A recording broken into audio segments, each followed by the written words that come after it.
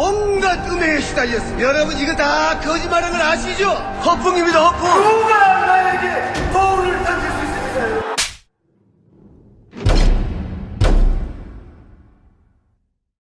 미궁 장사랑에서 1억 상당의 선물을 팍팍 쏴드립니다.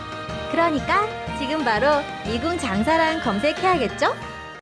1800-9222 정직한 가격에 착한 콜 꽃배달 서비스. 구매 금액의 5%는 어려운 이웃에게 기부됩니다. 1800-9222 착한 콜.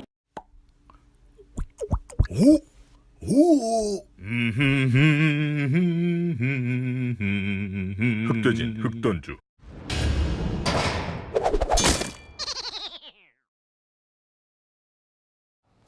각하배영 방송 다스베더 제9회 시작하겠습니다.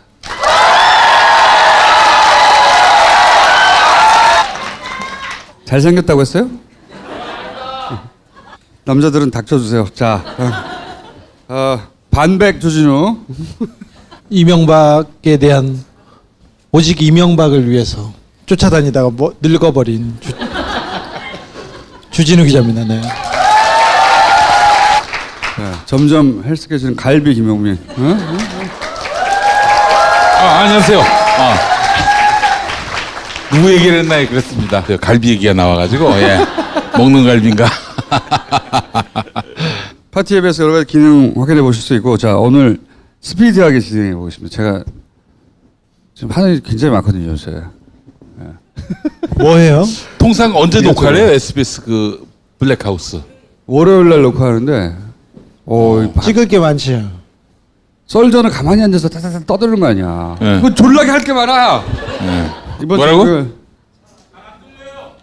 못 들어도 돼, 남자들은. 옆에 여성들은 다 들었어. 옆에 물어봐요. 나중에 방송으로 보거나. 자, 자 가겠습니다. 첫 번째, 우리 용민이 코너죠. 안녕하십니까. 보수를 괴멸시키고자 4대강 살리기 위한 자원 외교, 제1롯데 월드 등 여러 건의 족같은 짓을 좀 많이 명박이가 인사를 드리게 되었습니다. 국민 여러분, 저렇게 청산이와 문제로 진행되고 있는 나를 목표로 하는 검찰 수사에 대하여 많은 국민들이 주로 기뻐해 주면서 축하해 주었습니다. 우상급식을 누구나 받는 것이 아니라고 말했습니다.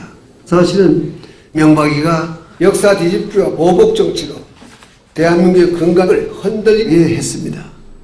노무현 대통령의 죽음에 대한 책임을 묵을 만큼 해초를 저희가 맞아야 하는 게 아닌가 하는 생각이 들었습니다. 그러나 죄인 중 일어난 모든 일의 최종 책임은 저와 함께 일했던 18조 같은 공직자들에게 있습니다.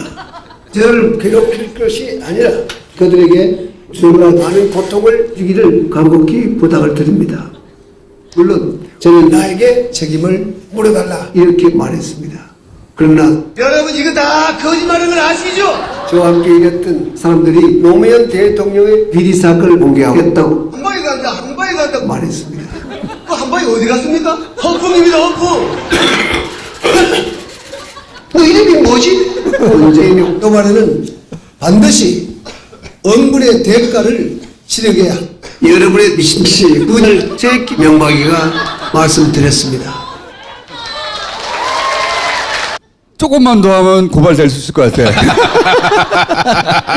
저쪽 지금 예민하거든. 조금만 더 해봐. 지금 용민이 꼭 고소고발 당하고 싶거든요. 이명박 박근혜 둘 중에 한 사람한테 되고 싶은데 박근혜 이제 불가능하잖아.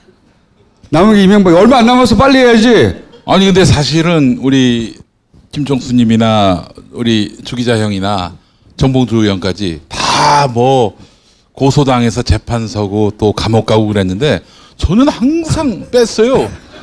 멘트량이 적어서 그런 것도 있지만은 변희재가 그 비밀을 4년 전에 썼는데 뭐라고 했냐면 총선 승리 기여 때문에 제가 2012년 새누리당 총선 승리에 기여했다고 특전으로 저를 빼준다고. 한 한 번 그 사건이 있지는 않았었나? 뭐 욕설했다고? 그래. 아, 그거는 한마디로. 그거는 이제 부디 조카세요 그랬다가. 부디 조카세요했다가 이제 어떤 내용인지 얘기 좀 해. 이게 이제 누군가가 와서 이제 자기 기독교인이라고 당신을 악의 구렁텅이에서 뭐 빼주겠다고 그래서 부디 조카세요라고 썼죠. 근데 이 사람이 저를 고소한 거예요. 고소를 했는데 제가 끝까지 그 검찰 소환을 거부했거든요. 그래서 길거리에서 포획되고 뭐 그런 일도 있었고 집안에 멧돼지야 포획되게? 그래서 뭐 큰 사건으로 만들어 보고 싶었는데 잘 안 됐어 이게. 네. 그래서 이제 나중에는 그 검찰이 사실 이거는 약식 기소할 문제인데 그렇죠. 벌금으로 그냥 끝낼 벌금 문제인데 50만 원 이렇게 약식 근데 고용하거나. 정식 기소란 거예요. 정식 기소. 그래서 무죄가 났던가? 정식 기 아니 1심에서 제가 이게 재판이 말이 되냐라고 뻑이다가 이제 100만 원 벌금형을 받았어요. 그래서 큰일 났다 해가지고 이제 2심 가가지고 하여튼 적극적으로 재판에 임했는데 그날 아주 재밌는 풍경이 판사분이 여성분이셨고 공판 검사도 여성분이셨고 제 변호인이 그 이재정 더불어민주당 의원 여성인데 이 세 분이 이제 조카 부디 조카세요 하셨습니까? 네. 아, 그건 녹음을 했어야 했는데 예. 이재정 변호사가 눈이 그 자기는 평생 써본 욕이 아니라고 해서 전날에 연습을 했다고 합니다.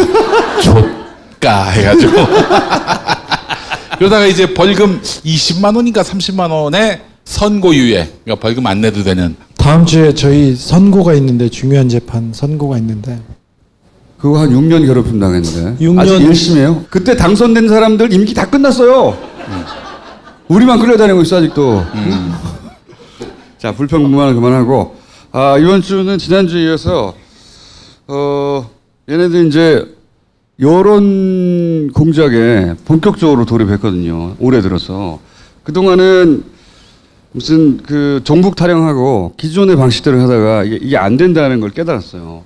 깨달아서 제가 보기에는 매우 일사불란한 하나의 체계로 게다가 국정원 심리 전단 수준으로 계층이나 연령을 세분화해서 타겟을 나눴어요. 보니까 20, 30대 때릴 거 또는 뭐 직업군을 때릴 거 자영업자를 때릴 거 그런 이슈를 다 만들었어요. 왜냐하면 생각해 보면 올림픽이 시작되고 이 분위기로 쭉 가버리면 그 다음에 지방선거예요.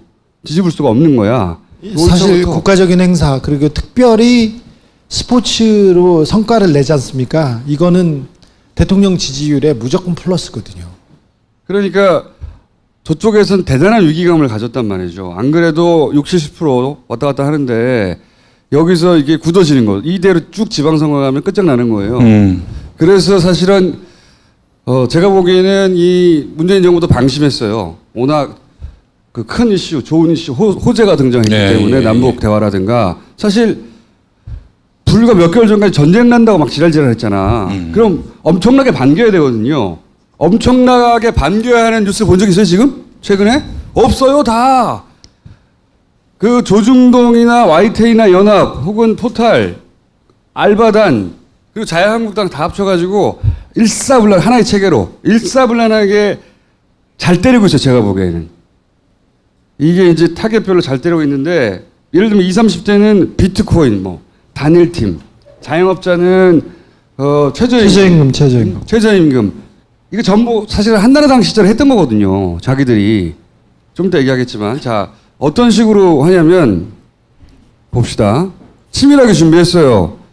원래는, 이거는 지금 단일팀이니 뭐니 하는 거는 한나라당 2011년에 자기들이 만든 법에 써 있는 거예요. 단일팀 만들고. 네. 특별히 평창 올림픽은 단일팀 추진하자고 법을 만들어놨어요. 법을 만들어 놨어요. 그때 지금 자유한국당이 만드는 법대로 하고 있는 거예요, 이게. 그래서 자기들이 만든 법이거든요. 그리고 누가 했냐면 권성동이 발의했어요, 그때. 이 법안을. 특별법 제정해서 단일팀 만들자, 지원법 만들고, 이 특별법 만들었다고, 그때. 당시 이제 당연히 그 야당인 민주당 쪽은 당연히 합의해 줬죠. 이 법이 걔네가 발의하고 걔네가 통과시킨 거예요, 그때. 그거 법안에 의거해서 지금 이걸 하고 있는 거예요, 다. 단일팀 만들고. 다 법적 근거하에 하고 있단 말이죠. 그러니까 사실은 그 염원이 이루어졌다. 이렇게 나갈 수도 있는 거예요. 그리고 예를 들어서 나경원 의원도 그러기 위해서 우리 스페셜 올림픽에 북한 선수단을 참여시키기 위해서 노력하려고 합니다. 본인도 이런 노력하고 있었어. 예, 그렇습니다. 이번에 그러면 참가할 수도 있겠네요. 새누리당 의원들이 인천 아시안게임 축구 결승전 북한과 일본 몇년 전까지 이랬다고 다. 찾았습니다. 누구를 응원했을까요? 박상현 기자입니다. 새누리당 통일경제교실과 초대선 의원 모임인 아침소리 소속 의원 20여 명이 여자 축구 결승전에 진출한 북한팀을 응원하기 위해 경기장을 찾았습니다. 의원들은 우리는 하나다라는 문구가 새겨진 현수막을 들고 북한팀의 승리를 외쳤습니다.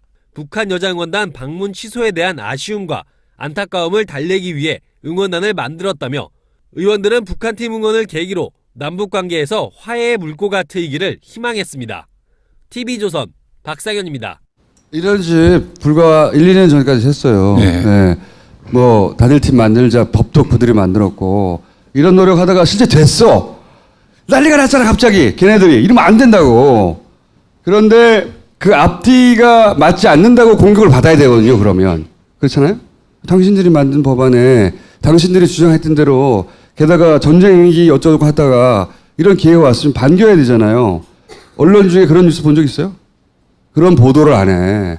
보도하는 거는 이런 거예요. 이들의 목소리를 들어봐야 될 것 같습니다. 아이스하키 선수도 이렇게 얘기하고 있습니다. 다들 아이스하키를 원래 이 울분에 기름을 부었다고 할 만한 발언이 어제 나왔습니다. 네, 정부는 평창올림픽 남북 단일팀을 추진하고 있습니다. 일단 그 대상으로 거론되는 것이 여자 아이스하키입니다. 아이스하키 선수도 이렇게 얘기하고 있습니다. 그냥 다들 이게 무슨 일인가 싶어가지고 그냥 다 기사 보고 그냥 말이 안 되는 것 같아요. 그냥 한마디로. 아이스하키를 원래 모르셨던 분들이 통일 하나만으로 힘들게 운동하는 선수들 생각 한번 해주셨으면 좋겠습니다. 그대로 카피했네. 그대로 카피했어. 눈빛과 말투가 상당히 간절합니다. 일단 아이스하키 팀은 여러 가지 울분을 토로하고 있는데 사실 이 울분에 그 기폭제, 그러니까 기름을 부었다고 할 만한 발언이 어제 이낙연 총리 입에서 나왔습니다. 그 목소리 듣고 있습니다. 역대 단일팀들은 항상 긍정적인 효과 여론에 지지했고 다들 긍정적인 효과를 그 정부에 줬단 말이죠. 당연히. 근데 이게 되면 어떡하나 연구하는 거예요. 연구해서 어디를 공략해야 될지 프레임을 정해놓고 처음부터 작전이 처음부터 여기서 끝나냐? 당연히 이 뉴스를 받아서 종이신문이 쓰죠. 왜냐면 종편 안 보거든. 종이신문도 쓰고 서로 주고받고 하다가 포털에 올라가죠. YTN도 논란, 왜 뉴스가 나와야 논란 중이라고 말할 거 아니야? 그렇죠? 논란 중이라고 막 말합니다. 연합도 마찬가지고. 그걸 포털이 뿌려주죠. 그럼 알바가 붙어요. 그러면 자유한국당이 말해요. 그럼 논란 중이라고 막 보도해. 이 구도로 성공했어요. 이번에는 타겟을 언론이 철저히 도와줬고 기본적으로 예를 들어서 MBC나 혹은 뭐 JTBC나 SBS나 이 이중적인 태도에서 공략하기보다는 논란이 있다. 그리고 예를 들어서 정보에 대해서 뭔가 칭찬하거나 잘했다고 말하려고 하면 빨아주는 거 같잖아. 이쪽에서는. 그게 아니거든. 그렇게 해야 되는 거거든. 근데 그걸 못하고 있는 거죠. 그 사이에 이 부정적인 뉴스가 확 덮어버린 거예요. 기본적으로. 이거는 그냥 자유당의 당직자들이 댓글 알바들 고용해서 할 수 있는 일이 아니에요. 이런 일들은. 이거 외에도 예를 들어 최저임금 같은 것도 저는 지키지 못할 약속은 안 합니다. 저는 반드시 임기 내 10,000원 이상으로 올릴 겁니다. 지금의 상황에서는 최저임금 인상만이 거의 유일한 해법입니다. 최저임금 1만 원 실현 당당한 서민 대통령 기호 2번 홍준표. 내년도 최저임금 인상 결정은 최저임금 1만 원씩으로 가는 청심호입니다. 새해가 시작되자마자 최저임금의 급격한 인상이 불러온 부작용에 노동자들의 비명이 하늘을 찌르고 있습니다. 최저임금 사태는 문재인 정부 불통의 현주소입니다. 거짓말이 거짓말을 낳듯 잘못된 정책의 모순이 또 다른 모순을 낳고 있는 상황입니다. 이쯤 되면 오기에 가깝습니다. 최저임금이나 근로시간 단축이나 과속을 조절하고 그런 식으로 정책 전환을 하기를 촉구를 합니다. 방향이 옳더라도 과속은 금물이고 과속하다가 사고가 나면 자동차가 가지 못할 수가 있습니다. 최저임금과 근로시간 단축을 너무 빠른 속도로 하면 정년실업 문제가 해결되지 않습니다.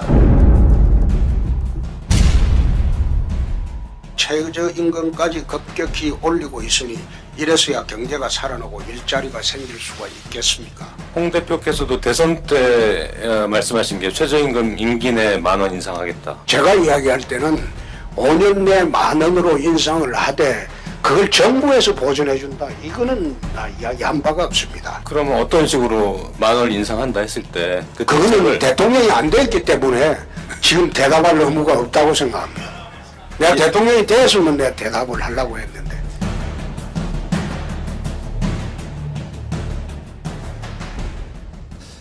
근데 이제 오마이뉴스에서 이런 영상을 만들었어요. 말이 안 되니까 오마이TV.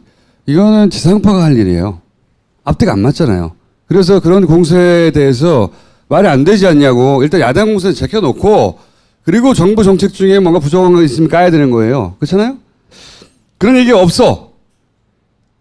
그리고 일방적으로 까는 거죠. 비트코인 같은 것도 마찬가지예요. 이런 기사가 납니다. 가상화폐 거래 순이익의 세금 최고 24.2%, 징수익이 천문학적이 된다. 그러니까 뭔가 기분 나쁘잖아요? 이 자체로. 그리고 올라가자마자 시세를 흔들어 털어먹고 거래소 세금 뜯고 부자 세금 뜯고 어쩌고 정부 어쩌고 문재인 어쩌고 죽어라. 이 망할 정부야 박근혜보다 더하네. 이게 다 그 기사가 올라가고 순식간에 댓글 달리고 민주당 다시 뽑나 보자. 북한은 좋겠네. 문재인 탈환시키자. 공산 수준. 이런 댓글들이 와라락 달려요. 이런 기사가 있으면. 감정적으로 증폭 오래 있진 않아요. 이런 기사들은 올라가고 댓글용으로 확 올라갔다가 다시 사라집니다. 그럼 이게 막 돌아요. 또 딴 데서. 잘하고 있어요. 걔네가 요새. 재미를 봤어. 집중적으로. 응?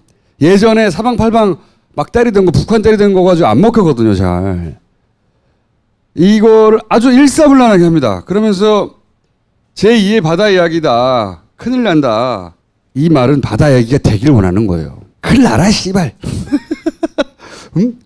막 올라가다 버블 빵 터져가지고 지금 한 200만 정도 한다고 하니 빵 터지면 실물 경제에 영향 줍니다. 그리고 자살하는 사람들 막 나와요. 응? 내가 뭐 빼가지고 원래 뭐 연봉이 5천만 원인데 막 대출 받아서 1억 넣었어. 왜? 다른 사람 막 10억 벌었다고 하니까 1억 넣었어. 날라가 버렸어. 자살하고 막 이런 그거 내내 때릴 거예요. 그러기를 원해요. 얘네들은. 빵 터지기를. 그래서 보수 매체는 기본적으로 투자에 긍정적이나 투자를 유도하는 기사가 엄청 많이 나왔어요. 터지길 원하는 거거든. 바다 이야기가 되길 원하는 거예요. 비트코인을 우리 포탈이나 혹은 보수 야당이나 혹은 보수 매체가 다루는 방식은 터지길 원하는 겁니다. 이렇게 해서 터지는 순간 모든 책임을 정부에 막 떠넘길 거예요. 정부가 해서 그랬다니 어쩌고 규제한다고 지랄하다가 규제가 늦었다고 지랄하고 그 상관없어요. 갖다 붙이면 되니까. 아니 자유한국당이 이거 지들이 법안 만든 것 때문에 가만 멈칫합니까? 아 내가 우리가 만든 건데 어떡하지? 안 해 그런 거. 이거 굉장히 조직적으로 하고 있고.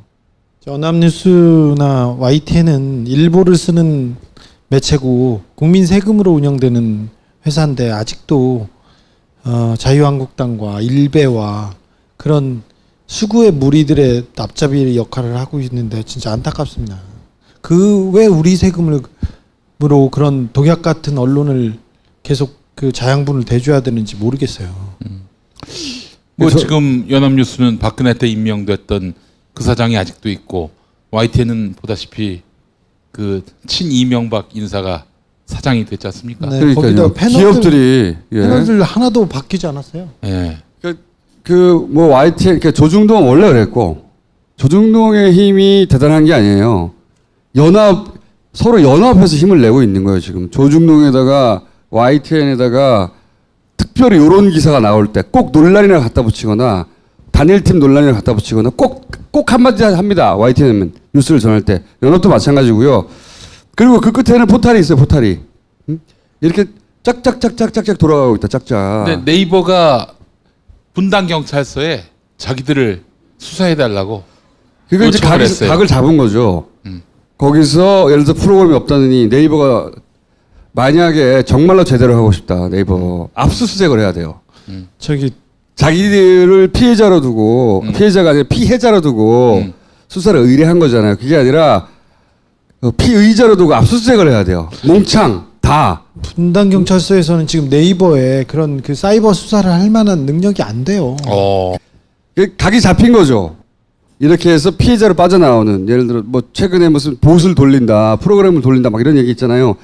예를 들어서 이제 이거 한번 보세요. 요즘 사람들이 이제 말을 하다가 답답해서 사람들이 잘 안 믿으니까 개인들이 막 자기가 본 거를 촬영해서 올린다고 이런 일이 있었다고. 한반도기 앞서서 공동 입장 뭐 이런 기사가 났어요. 포탈에. 그러자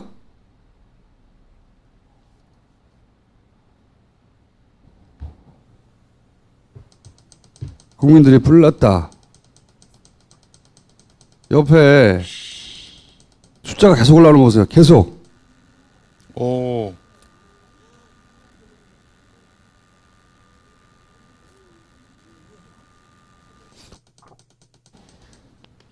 야. 2분 26초 만에. 이거는 한 살에 불과해요. 새벽에 이런 일이 일어날 때도 있어요. 새벽에. 출근하기 전에 한 5시, 6시 때 이런 일이 일어날 때 많이 있어요. 사실 이 포탈 어제 저녁에도 평양올림픽이 어제 저녁에도 그렇게 네이버에서 갑자기 검색. 이 세력이 있는 겁니다. 그리고 네이버가 스스로 이 일을 하지는 않을지언정 이런 일이 있다는 걸 그쪽에서 모를 수가 없어요. 아니 네이버에서 이렇게 메인에 올리는 기사마다 그렇게 그러니까 움직이니까 이 댓글 알바들이 예를 들어 타이밍을 놓쳐가지고 메인에 작업할 기사가 올라갔는데 그냥 일반 유저들이 와가지고 이제 긍정적인 댓글을 많이 달았어. 뒤집기가 힘들어 이미. 그러면 똑같은 기사인데 토시 하나 안 틀리는데 2보 원래 1보 2보 이렇게 나오잖아요. 내용이 다를 때나 1보 2보 하는 거거든. 2보가 나와요 잠시 후에. 그 2보에는 작업이 돼 있어. 그걸 판가리 합니다. 혹은 판가리 하자마자 작업을 하거나. 그러면 이건 우리가 알 수가 없어요. 누가 하루 종일 네이버의 모든 기사를 쳐다보고 있습니까? 그걸 믿는 거예요. 작업하는 애들은. 그 순간을 어떻게 포착하겠는가 믿고 있는 거죠. 포착하겠다 앞으로. 포착하겠다 앞으로. 안 되겠다 이거. 물량으로 해야 되겠다. 네네. 응? 물량으로 해야 되겠고. 저희가 한 7, 8년 동안 가장 이렇게 여론 형성 과정 지켜보고 저희 어떤 이슈를 만들었을 때 이게 어떻게 전파되는 과정을 계속 상의하고 그랬는데 네이버가 항상 가장 큰 문제였어요. 그러니까 두 가지 조건이 있어야 돼. 이건 누군가 상주해야 이런 정도의 실시간 컨트롤이 가능하다. 그거는 분명한 거. 어디서 온 애들인지 모르겠으나 상주한다고 확신하는 바입니다. 오래전부터 그렇게 생각해왔지만 규모는 모르겠지만 규모가 클 필요도 없거든요. 소수가 정확한 그 지시만 주면 되거든요. 네이버 내에서 대부분은 모르겠죠. 아는 사람이 있을 거라고 봐요. 어떻게 끝까지 영원히 안 읽히나 봅시다. 상주하는 사람이 있다. 근데 중앙일보 사설도 왜 뉴스 편집 기능을 네이버가 갖느냐 이러면서 슬쩍 또 네이버에 대해서 문제 제기하는 물타기에 넘어가면 안 돼요. 정말로 네이버가 자기 그 누명을 억울함을 스스로 생각하기에 털고 싶다면 그 개별 IP들이 있잖아요. 그게 실존 인물인지 실제 하는 건지 그 사람들이 누굴 빌린 게 아닌지 만약에 3,000명 어떻게 해요? 3,000명 해야 돼요. 끝까지 제대로. 그래서 뿌리를 뽑아야 되는데 지금 아직은 때가 아니에요. 각하 보내고 언제까지 그 피할 수 있나 봅시다. 그리고 두 번째는 이거는 계속 얘기해 오지만 컨트롤 타워가 없으면 안 된다. 개별 산발로는 이 진보 매체 보세요. 산발이거든 항상. 자기들이 다 잘났어 씨발 막 이렇게 가는 반면 쟤네는 의제를 정하고 일사불란하게 역할 분담을 한 다음에 그걸 일시에 때려붓는 전략이거든요. 그래야 여론이 움직이는 걸 아니까. 그렇게 최근 특히 올해 들어서 몇 가지 이슈를 가지고 역할 분담해서 연락이 때리고 있어요. 그리고 이쪽 진영은 특히 문재인 정부도 마찬가지예요. 문재인 정부도 이거 안일하게 보면 안 됩니다. 노무현 때는 이거보다 덜 치밀했지만 당했거든. 이번에는 얘네도 고도화됐거든요. 그 지지율 굉장히 높다는 거 알아요. 충성도가 높다는 것도 알아요. 어떻게 와해시킬 건지 가만히 보고만 있겠습니까? 당연히 연구하지. 연구해서 업그레이드하고 전략을 다시 세우고 계속 때리는 거예요. 이걸 그냥 지지율 높으니까 혹은 뭐 이젠 사람의 시대가 바뀌었으니까 그렇게만 해서 넘어갈 일이 아닙니다. 합법적으로 가능한 모든 수단을 동원해서 이런 식의 여론 조작을 뿌리치 뽑아야 돼요. 진짜로. 이거 심각한 겁니다. 생각해 보세요. 여러분들이 매번 이런 거 다 뒤져보고 기사 뒤져보고 뭐 영상 뒤져보고 밤새도록 24시간 들여다보고 할 수 있어요? 못해요. 그러면 나도 모르는 사이에 영향을 받거든. 아니 여러분들이 핸드폰 쓰는데 네이버에서 시작하잖아요. 그래서 네이버에서 뭘 검색하거나 뭘 찾아보거나 머리 기사에 뭐뭐가 떴네 이렇게 보고 가지 않습니까? 네이버에서 접하는 기사들은 하나같이 그 사안에서 가장 좋은 기사나 가장 핵심적인 기사가 아니라 가장 쓰레기와 가장 의도와 그 다음에 가장 수구, 꼴통 그리고 반민족, 반민주적인 반통일적인 그런 기사가 매번 위에 있어요. 가장 해로운 언론입니다. 네이버는. 이게 이제 네이버라고 하는 사기업에 대해서 그러니까 사기업 전체를 말하는 게 아니에요. 그 중에 이런 여론 조작에 이용되는 댓글 기능이나 편집 기능들을 관장하는 극소수 누군가. 그렇죠. 네. 컨트롤되고 있다. 컨트롤되고 있다. 네이버가 앞선 뭐 멀티미디어 환경, 뭐 인터넷 여기에서도 크게 앞서가는 회사인데 그럼에도 불구하고 이런 뉴스 기능은 굉장히 의도적이고 악의적이다는 얘기는 꼭 해주고 싶어요. 그렇죠. 이건 민원인 혼자 할 수 있는 일도 아니고 개개인이 혼자 할 수 있는 일이 아니에요. 다 같이 대가리를 싸매고 자기가 댓글보다 이상하면 즉시 휴대폰을 꺼내서 촬영해요. 얘네들이 믿는 게 이거든요. 순간을 입증할 수 없다는 거예요. 순간을 입증 어떻게 하냐고 이렇게 생각하는 거거든. 치다가 버리니까. 그리고 네이버 압수수색 할 거냐 이거야 서버를. 그리고 나중에 디지털은 조작이 가능하고 믿는 게 있는 거죠 다. 바보가 아니니까. 그러니까 순간을 볼 때마다 기록해둬요. 기록해둬야 한다. 쓸 때가 있다 말씀드리지만. 욕 좀 해줘라 네가. 시부랄. 진짜 나쁜 애들이네. 다소 소심하지 않았어? 너 왜 그래? 어허 이 시부랄이 진짜. 내가 이제 형님 곧 목사가 되는데 그만하라는 얘기가 있어요. 언제부터 네가 야, 이미 늦어서 기록이 너무 많아. 인터넷 포털을 쓰다가 이상한 점이 있으면 그냥 기록하세요. 그럼 잊어버리고 있어요. 어느 순간 다 내놓으시오 할 테니까 사진을 찍거나 동영상으로 찍거나 기록해 두세요. 기록해 둬서 이게 어마어마하게 쌓이잖아요. 나중에 다 쓸 때가 있습니다. 네.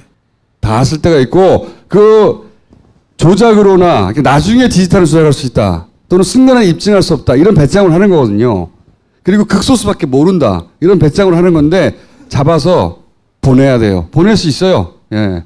보낼 수 있고 오랫동안 보아갖고 패턴도 알겠어요. 그럼에도 불구하고 네이버를 쉬우니까 익었으니까 손에 익었고 뭐 검색이 잘 되니까 뭐 이런 이유로 쓰시는데 의도된 기사를 조작된 시각을 지금 주입하고 있다는 거는 계속 인지하고 계셔야 됩니다. 그러니까 합법적으로 하되 철저하게 해야 한다. 다시는 이러지 못하게 음모론 조직이 있는 것처럼 막 너무 과장 상상 아니야? 이때까지 보고도 모르겠어요? 설마 하는 게 설마가 아니라는 걸? 네이버는 아무것도 아니에요. 회사지. 응? KBS, SBS, 뭐 MBC, 뭐 YTN, 연합뉴스 훨씬 더 그 문을 지키려고 하는 기자들도 아무 소용이 없었잖아. 네이버가 뭐라고? 그 회사야 회사. 그 일개 회사에 걔들이 운영하는 홈페이지일 뿐인데 너무 많은 사람이 보는 거예요. 얼마나 쉬운 먹잇감입니까? 가장 여기가? 중요한, 가장 쉽고 가장 편리한 먹잇감이에요. 이거 여기만 통제하면 돼요. 여기만. 기업인들 뭐 좀 되는 거예요. 거기 어디 구석탱이 한 방에 아주 국수밖에 모르는 데서 조금 하면 되는 거예요. 그냥 쪼물쪼물. 어려운 게 아니야. 그리고 바꿀 게 많아? 그냥 모바일 페이지 한두 페이지가 얼마나 된다고. 그날 쏟아지는 것 중에 정해가 땡땡땡 때리면 되지. 정해놓고 이거 올라간다부터 아주 쉬운 일이에요. 맘만 먹으면. 게다가 이렇게 쉬운 일을 그러면 아니 네이버만은 절대 건들면 안 되지. 자기들끼리 야 네이버를 그럴 수는 없잖아. 사람이 여론을 그렇게 어떻게 조작할 수 있니? 이랬을 것 같아 지들이? 아니죠. 네이버부터 먹으려고 그랬지.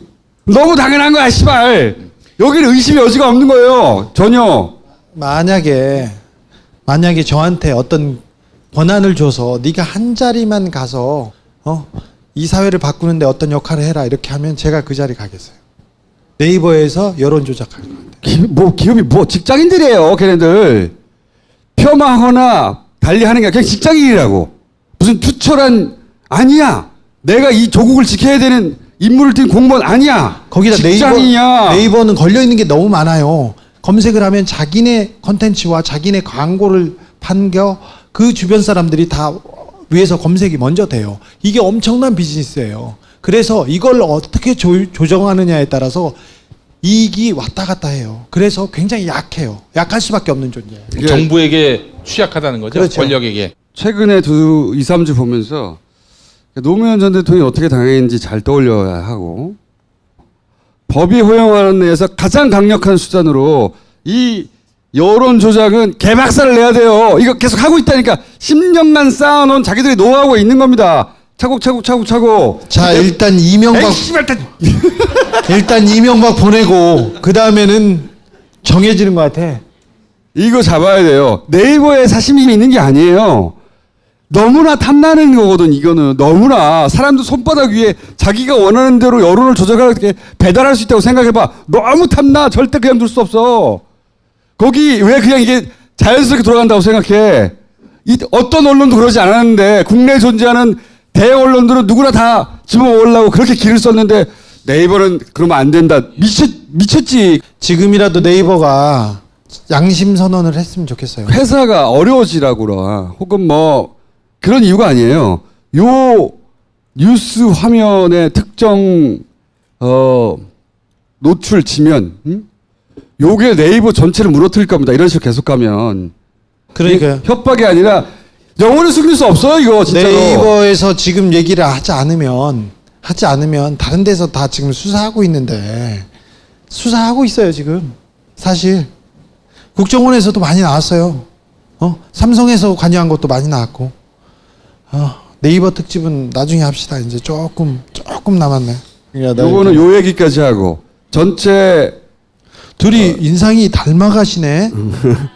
그러니까 이 올림픽 기점으로 지방선거 기점으로 해서 이제 보수 재편을 하려고 하거든요. 보수 쪽에서는 이제 코어의 관심사는 홍준표로 안 된다는 거예요. 홍준표 대표와 관련해서 홍준표를 옹호하거나 변호하거나 방어하는 보수 매체가 있는지 잘 보세요. 없어요. 홍준표는 버림받았어요. 보수에서. 우리가 지켜야 돼요. 그럼. 중앙일보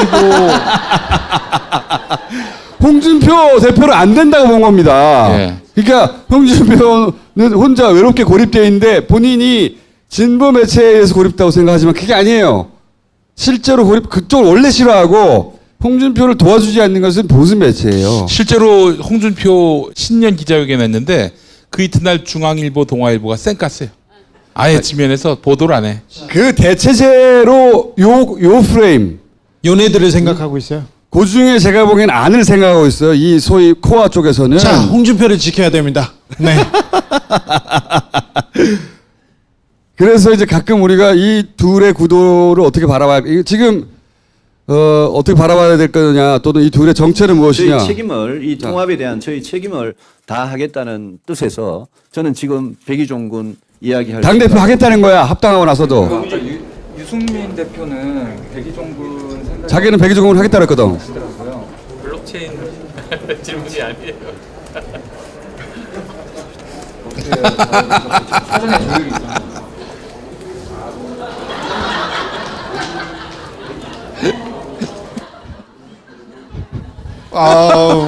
준비되지 않은 질문을 해버린 거예요. 너무 당황하고. 계속 우리가 중간중간 이 사람들 기억하고 가야 됩니다. 이 사람들을 아마 지방선거 이후 혹은 그 직전부터 대체제로 생각해서 막 지금과 같은 방식으로 지금 보셨죠? 자기들이 원하는 타겟 여론을 전체는 아니어도 국한적으로 형성시킬 수 있다고 생각하거든요. 실제 그래요. 그거를 지금 동시다발로 때리고 있는 건데 이 자기들 10년간 개발한 기계, 언론 조작의 기계에 얹어놓은 거죠. 그거를 극단적으로 돌리고 있어요. 최근에는 야 이거 이렇게까지 가면은 너무 댓글 알바가 붙은 티가 나잖아. 이렇게 보일 그 신경 안 써. 최근에는. 왜냐하면 20대 30대 입안했다는 프레임도 계속 때리거든. 그래서 그렇게 설명하려고 하는 거예요. 그런 뉴스 계속 내요. 최근 20대 30대 이탈 계속 내거든요. 기정사실로 만들고. 하여튼 얘네들은 선수가 붙었어요. 기계처럼 막 돌리고 있다.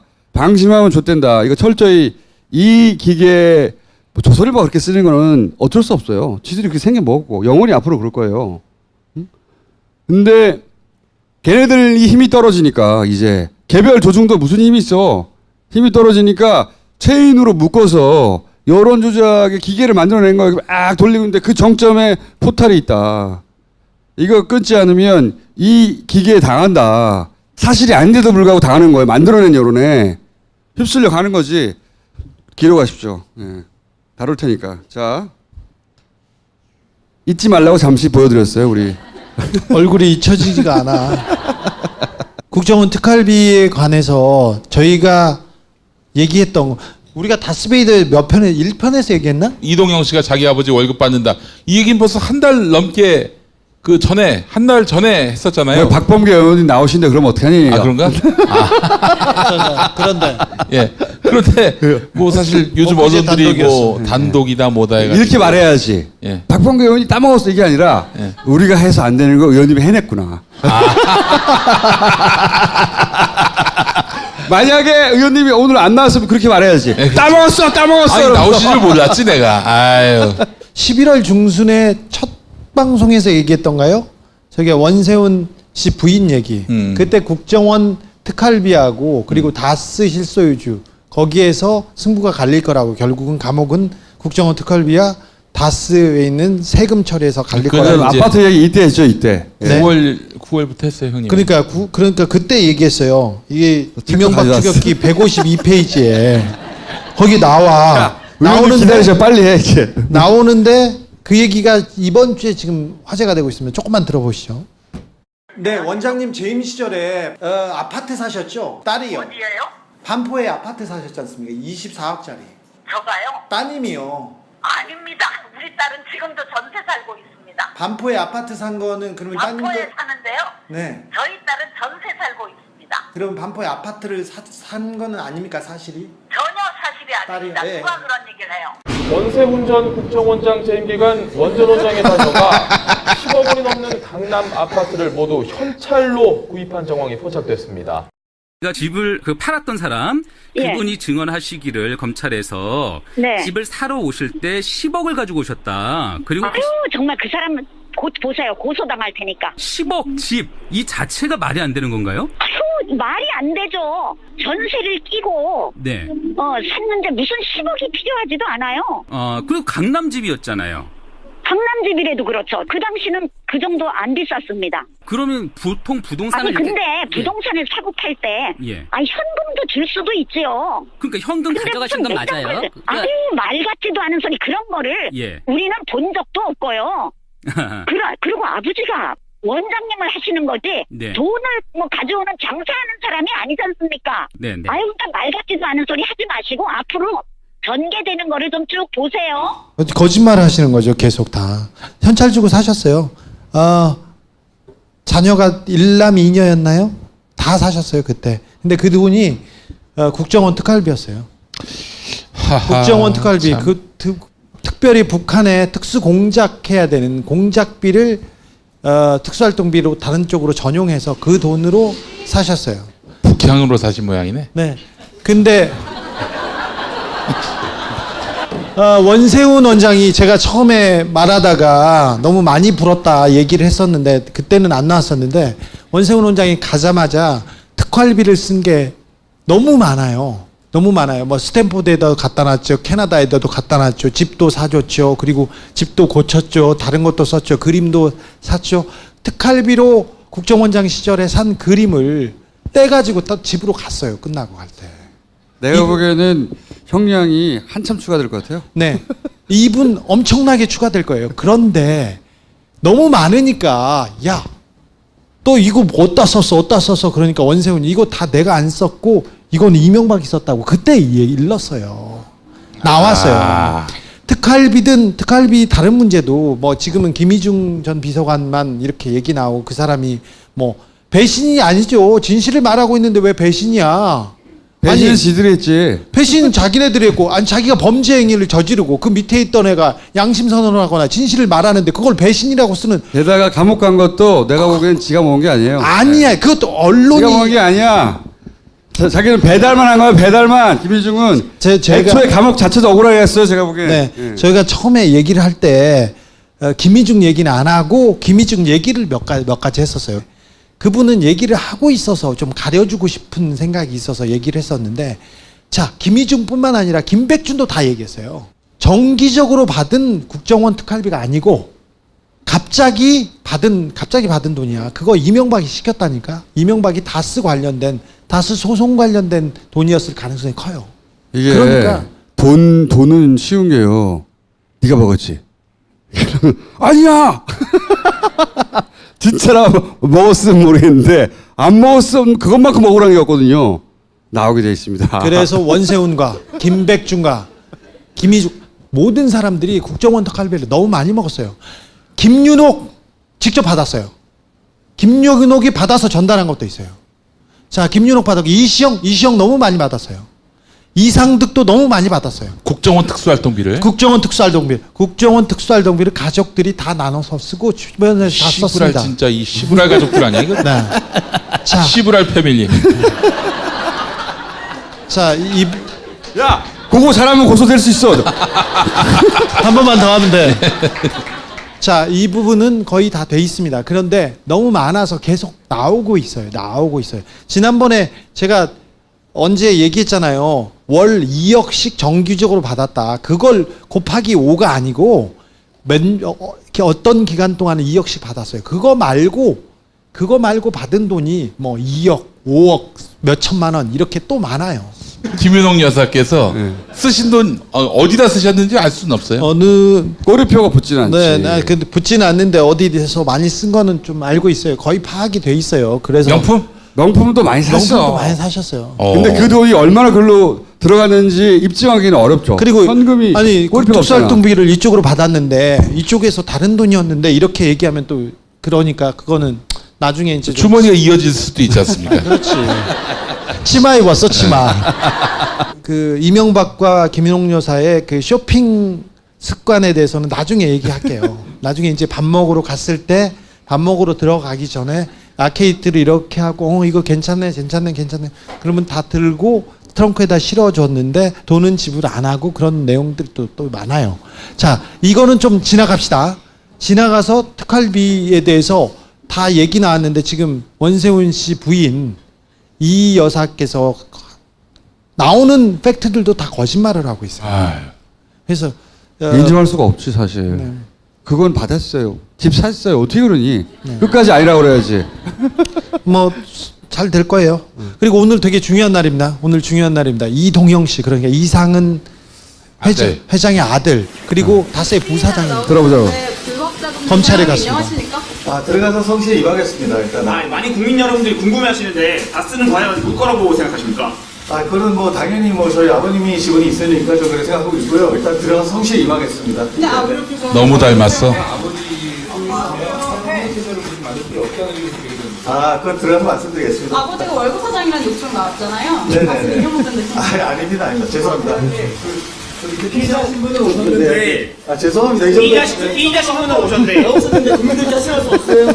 들어가서 성실히 임하겠습니다. 근데 피의자 신분으로 오셨는데 어떻게 생각하십니까? 들어가서 성실히 임할 테니까요. 이거 좀 2008년 1월에 그때 MB가 네네. 정치에 들어가서 일하라고 했던데 그 말씀에 대해서 아, 성실히 임하겠습니다. 저분이 이동영 씨입니다. 근데 계속 성실하게만 하겠다고 했는데 이동영 씨는 근데 개인적으로 비리가 많아가지고요. 많아가지고 처음에는 성실히 임하겠습니다. 계속 성실히 임하겠습니다. 다른 얘기를 하다가 한 오후 3시쯤부터 진실을 얘기하고 있습니다. 이게 말씀은 없구나. 이게 증거들이 이런 건데 이분이 버텼어야 돼. 버티고 내가 감옥에 가지만 저건 내 거야 이렇게 하고 감옥 가야지. 아니 그 아까 들어갈 때 보셨잖아요. 그 다스는 누구 거라고 보느냐라고 하니까 다스는 우리 아버지 거라고 생각합니다. 생각합니다라고 얘기하고 있어요. 그렇죠. 중요한 부분이죠.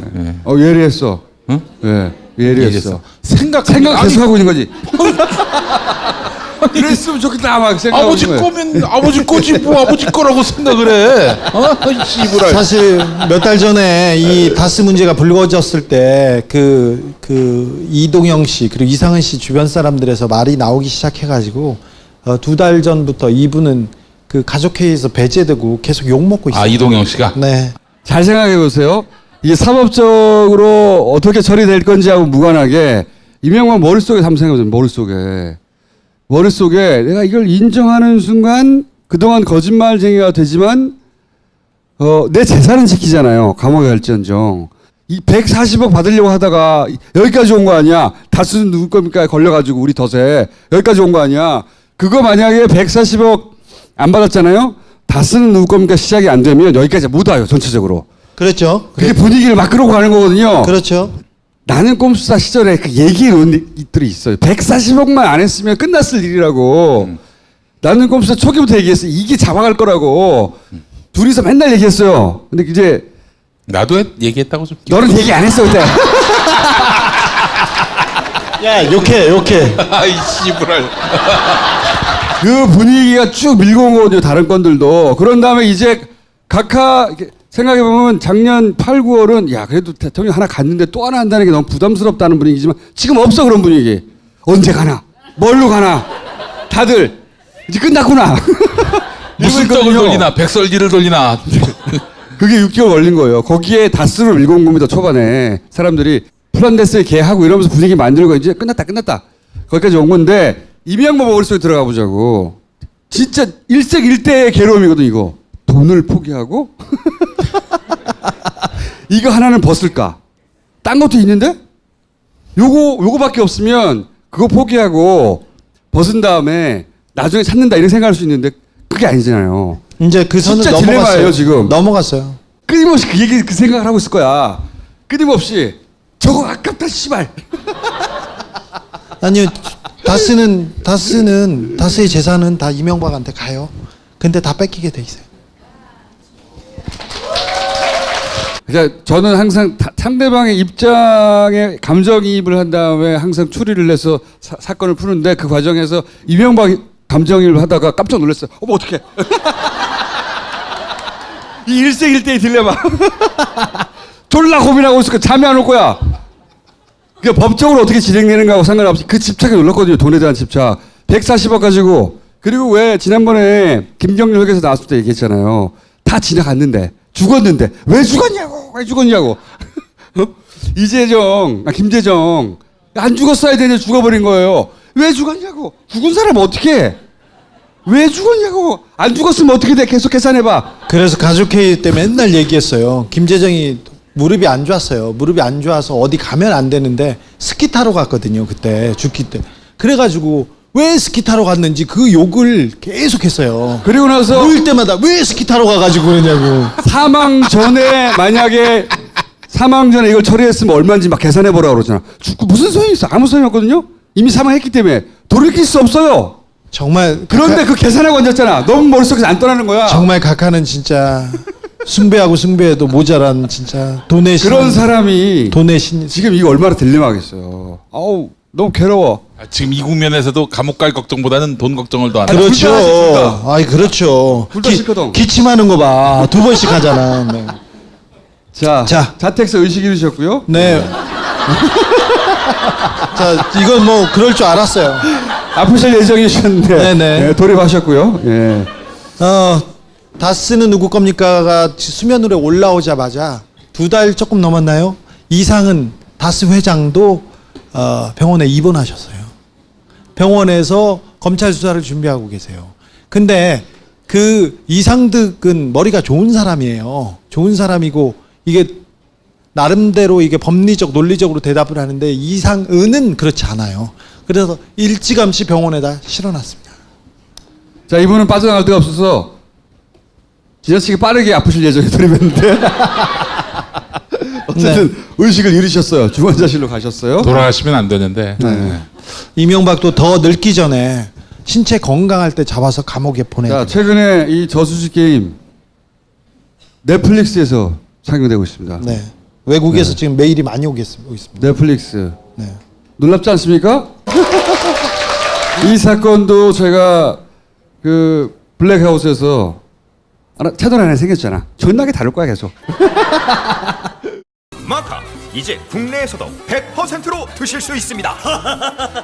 딴지마켓에서 파는 마구마카 남녀노소 모두에게 줬어. 한 곳에서 다 즐겨라.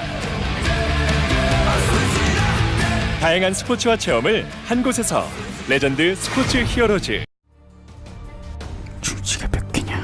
뭐? 뽀줄이다 닦아줄게. 난 딴지에서 최저가로 팔아.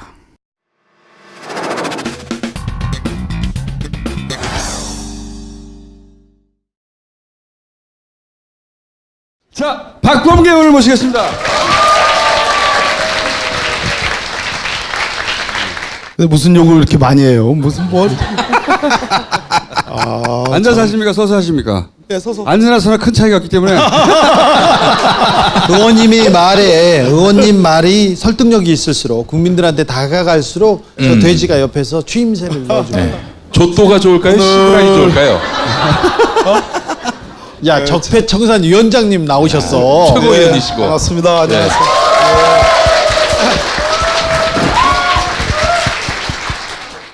먼저 좀 총정리 차원에서 지금 수사가 이제 두 군데서 이루어지고 있잖아요. 예. 하나는 중앙지검. 뒤에도 계시네. 네. 중앙지검에 이제 첨단 수사 일부 수사가 있고, 그다음에 서울 동부지검에 특별수사팀 수사가 있는데, 그럼 다스 소유가 이명박 전 대통령의 것으로 입증이 된다 하더라도 그렇다고 처벌이 되는 게 아니에요. 그렇죠. 그 자체로 처벌되는 오늘은 거죠. 그 점을 조금 전제로 말씀드리려고 하는데, 예. 자, 여러분, 이 영문으로 돼 있는 이 이메일이 있죠. 이게 누가 보낸 거냐면 미스터 잭 청이라는 사람, 슈퍼바이저 이렇게 돼 있죠. 저 사람이 다스 측에 미스터 최동영이라고 들어보셨죠? 네. 회계팀장 한테 팩스로 보냅니다. 어떤 팩스를 보내냐면 다스가 이명박 소유가 아니라는 그러한 문서를 보내달라 이렇게 해요. 최동영이가 이 답변을 보낸 겁니다. 잭청한테. 2002년 2월 26일 팩스로 보낸 귀하의 요청에 따라 이명박 씨와 대부기공은 다스의 전신이에요. 이름이. 대부기공 및 BBK 주식회사의 관계를 공증한 서류를 보냅니다. 왼쪽에 요 문서는 MBC가 보도를 한 겁니다.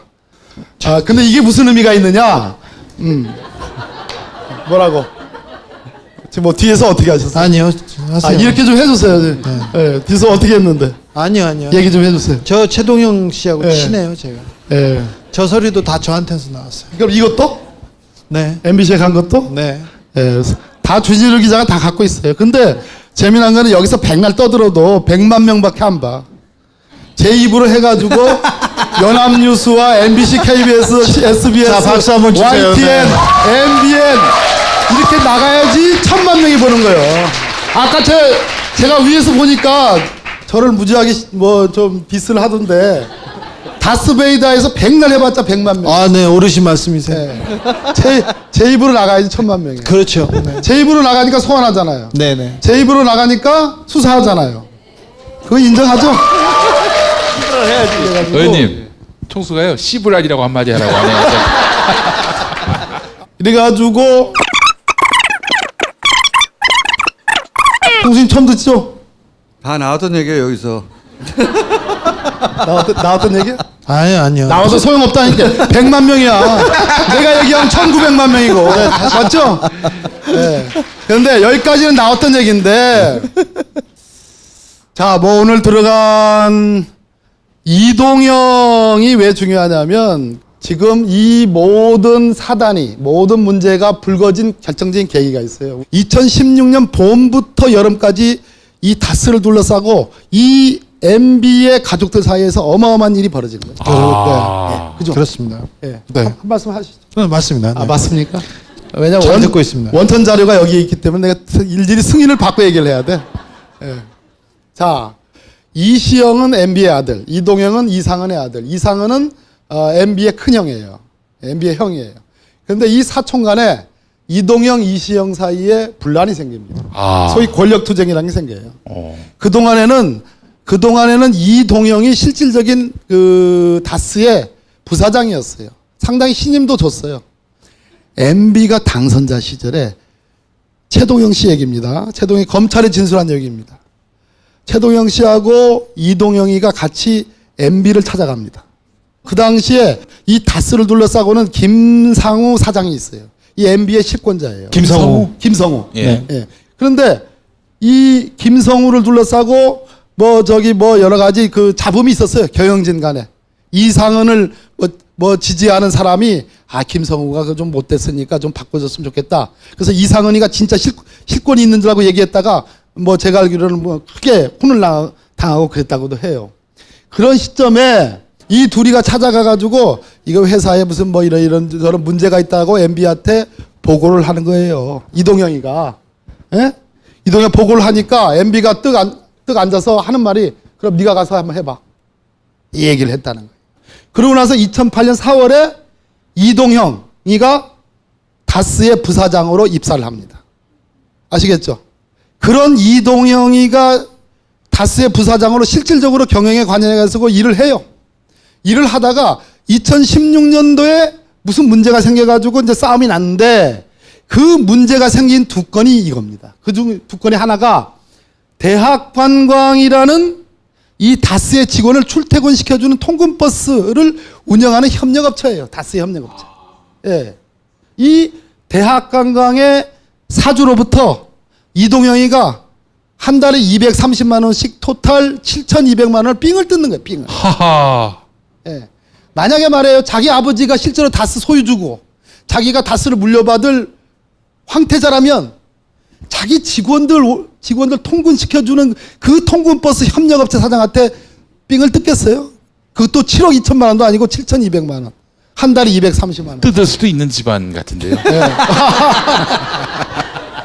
그래가지고 그랬는데 이 얘기가 그런 얘기예요. 대학관광에서 이렇게 했는데 이것이 문제가 되니까 이 다스의 격리일도 하고 의전도 하고 총무일도 하고 운전도 하는 이상은의 운전기사라는 분이라고 있잖아요. 김종백 씨. 네, 우리 주진우 기자님이 너무 잘 알 겁니다. 굉장히 샤프하고 똑똑하고 아는 것도 많고 열성적이고 여기서 20년간 근무한 사람. 그 김종백 씨 한테 이른다는 거예요. 이동영이가. 네가 총대 매라고. 저 리베이트 받은 거 지가 받아놓고 문제가 되니까 네가 총대 매라. 그러니까 그 이야기가 그거였군요. 그 얘기예요. 제가 오늘 이건 처음 밝히는 거죠. 주진 기자님 처음이죠. 네, 처음이에요. 네가 총대 매라고 하니까 세상에 그러니까 이 김종백 씨가 정말 굳은 일 다 해가면서 책임질 거 다 책임져가면서 일을 해왔는데 범죄에 해당하는 리베이트는 범죄입니다. 횡령이에요. 범죄에 해당하는 걸 네가 책임지라는 건 네가 대신 감방 가라는 거잖아. 야, 이거 아주 양아치지. 그러니까 이거는 도저히 어떻게?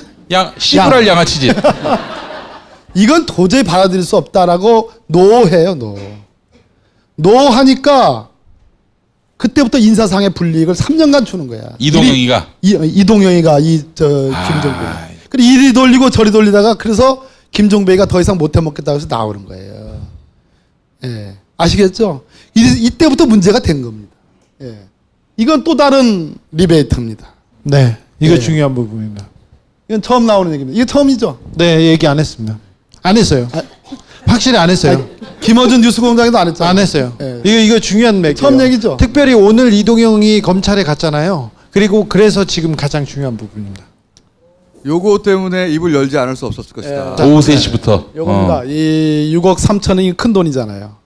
이 고철업체의 사장은 누구냐면 이명박 대통령의 누나의 아들이니까 여기도 사촌간이에요. 김동땡. 나는 김땡땡만 하려고 그랬는데 또 김땡땡이에요. 그 고철업체 사장의 동생과 대화를 나눈 거예요. 이게 동생과 다른 C하고 대화를 나눈 겁니다. 아시겠어요? 다른 C. C가 그 다른 C고 B가 그 김땡땡의 동생인 김땡땡이에요. 역시 마찬가지로 C가 그 시브라리 아닙니까? MB의 사촌이죠. 아니. B는 뭐냐 그럼? MB의 조카 해당하는 거죠. 누나의 아들. 불알. 산만하네. 공부를 하겠다는 건지 안 하겠다는 건지 잘 모르겠으니까. 선생님 다 아는 거예요. 아니 오늘 중요한 부분이에요. 이 부분이. 이렇게 한번 웃고 나면 다 잊어버릴 텐데. 네. 아니 선생님 지금 오늘 중요한 부분이에요 이게. 자, 이 고철업체는 다스하고 10년간 거래한 업체예요. 아마 서로 사촌간이니까 그렇지 않겠습니까? 조카니까 10년간 거래한 업체인데 다스가 갑자기 너 그만둬. 다스하고 거래 그만둬. 앞으로 이런 일이 또 얘기 나옵니다. 그만둬 하면서 현대 계열사 쪽으로 이거를 거래업체를 바꾸는 겁니다. 이 고철업체를. 그러니까 당연히 동생이 따지는 거예요. 따지면서 한 얘기가 이제 얘기를 해주는 거죠. 자, 내가 자료를 받았지. 그 이동영한테 준 게 있어. 월 3천만 원, 6억 3천만 원이야. 21회. 저 21은 아니고 21회. 6억 3천만 원이야. 그러니까 C가 그거 하나만으로 걸지 못해요. 리베이트가 다 횡령이라고 그랬죠, 범죄. 그러니까 그걸 이제 단락해라 이렇게 된 거야 지금.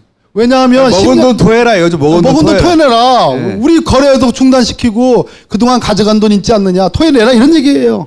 그러니까 대학관광이랑 똑같네요 그러는 거예요. 단락해라 이러던 건데 지금 저 새끼는 누구? 다시 한번 누구? 이동영. 오리발 내미는 거지. 이상득이 이명박이 줬다 잊으라 하는 거야. 하하 이런 얘기예요. 이거 알 수 없는 거예요. 실제로 줬을 수도 있고 중간에 자기가 다 먹을 수도 있고. 그런데 저희들에게 제보한 사람은 상당히 여러 구체적인 얘기들을 했습니다. 검찰에 가서 진술을 했을 거라고 생각을 해요. 이 정도 하고요. 지 혼자 다 먹을 수는 없을 것 같은데요 느낌에. 아마도 그렇게 생각이. 어쨌든 리베이트를 받았는데, 그러니까 야 우리 리베이트 받은 거 내놔, 씨발 우리 끊을 거면. 그러니까 못 준다 이런 분쟁인 거예요. 맞습니다. 못 준다 하면서 못 주는 이유를 SD, MB한테 되는 거예요. 그러니까 이 수사거리가 되는 거죠. 근데 이거와 관련해서 저는 우리 내부 고발자 두 분이 검찰에 가서 더 나간 진술을 했다고 저는 봐요. 저거 6억 3천만 원 때문에 이제 오늘 이동영이가 탈탈 털릴 거예요. 저거는 만약에 SD나 MB한테 갖다 준 게 아니고 자기가 다 먹었다 하면 6억 3천만 원 횡령은 통상 법원에서 횡령의 형을 선고할 때 5억 넘었습니다. 1억에 1년씩. 서민들인 경우. 서민들의 경우. 서민들인 경우. 이동영을 서민으로 보긴 어렵지 않습니까? 얼굴이 서민이야. MB하고 닮았더만. 그래서 아마 오늘 무조건 부인하기는 어렵지 않을까 하는 생각이 들고요. 자, 이건 제가 완전히 오늘 새로 정리해서 오늘 말씀드린 건데, 이 다스의 협력업체는 세 군데가 있습니다. IM, SM, 금강 이 세 군데입니다. IM은 2006년에 설립이 됐는데 이상은의 아들인 이동영이 대주주예요. 그러니까 이동영 거예요. 자, SM은 한참 뒤인 10년 뒤인 2015년 4월 달에 설립이 되는데 2016년부로 이시영, MB의 아들 이시영이 대주주예요. 그죠? 이시영 거예요. 자, IM은 이동영 거, SM은 이시영 거. 자, 금강이라는 업체가 있습니다. 굉장히 중요한 업체인데 2003년에 설립됐는데 여기서 이영배한테 특별히 제가 아웃라인을 이렇게 쳐놓은 이유는 뭐냐? 이 2008년 BBK 특검 때 정호영 특검 때 이 이영배란 사람을 MB의 자금 관리인으로 의심을 해가지고 수사를 세게 했었어요.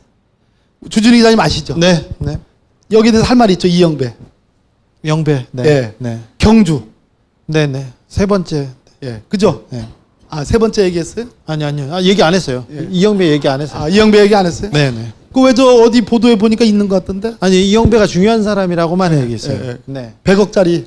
네. 그거 얘기 안 하셨어요? 안 했어요. 얘기 안 했어요. 아. 처음 하시면 됩니다, 이제. 괜찮아요. 아니, 주눅 들지 마세요. 왜 그러세요? 우리 정필천웅산 위원장님 와가지고 계속 제 눈치만 보고 그러면 안 돼요. 의원님, 남의 거 가지고. 지금까지 하신 건 다 한 건데 여기 요거는 아니에요. 처음 나왔어요. 네. 처음 나왔어요. 예. 여기서부터 자신을 가지세요. 자, 여기서부터 해주십시오. 자, 이 IM-SM 금강 간의 관계를 한번 보세요. 이것도 오늘 처음 하는 겁니다. IM-SM 매출 비교. 자, 여러분 쉽게 말해서 여기 쭉 올라가다가 쭉 떨어진 데가 어디예요? 마이너스 700만 원의 영업 매출 손실을 본 업체가 어디예요? 빨간 거. IM. 어느 시점이에요? 2015년 12월. 즉 2016년부터 급전직하예요. 제가 아까 2016년 얘기를 많이 했죠. 이거 아마 다스베이다에서 스토리를 구성하면 엄청나게 재밌어요. 의원님 근데 마이너스 700만 원이 마이너스 7억쯤 보입니다. 아무튼 그래프가 뭐 이래요. 한때 2015 야이씨. 뭐 잘못했어 내가. 2015년 12월부로 IM의 영업이익이 무려 8억 9천이었어요. 그러던 회사가 2016년 1년 만에 마이너스 적자로 돌아서요. 영업이익이.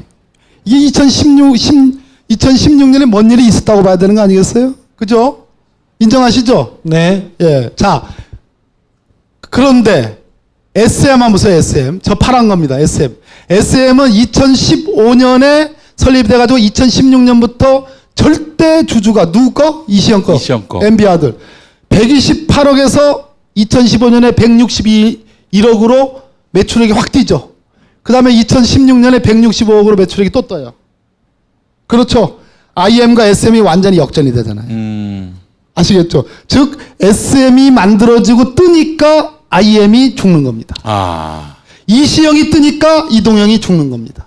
이시영이 뜨니까 이동영 회사가 죽는 것도 뭐 맞는데 저 정도 매출이면 그렇게 8억 9천 10억 가까운 이익을 내다가 이거 700이면 좀 장부를 만진 것 같네요.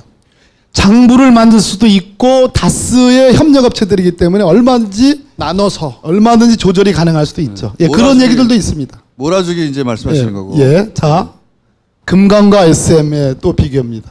예, 자 금강이라는 업체도 생긴 지가 굉장히 오래된 업체였어요. 권영미 씨의. 예. 자 금강의 영업이익이라는 게 저 맨 밑에 있습니다. 26억, 2014년도에도 26억, 2015년도에도 25억. 이거는 영업이익. 예, 영업이익입니다. 예. 떨어진다. 그러던 게 2016년 12월에 역시 마이너스입니다. 완전 40억이 빠졌네. 예, 완전히 빠졌습니다. 역시 뭐 그 주진우 기자 관점처럼 이걸 장부 조작일 수도 있지만 어찌 됐든 장부상에 저것을 확 수십억이 빠졌다면 저 돈이 어디로 샌 거죠.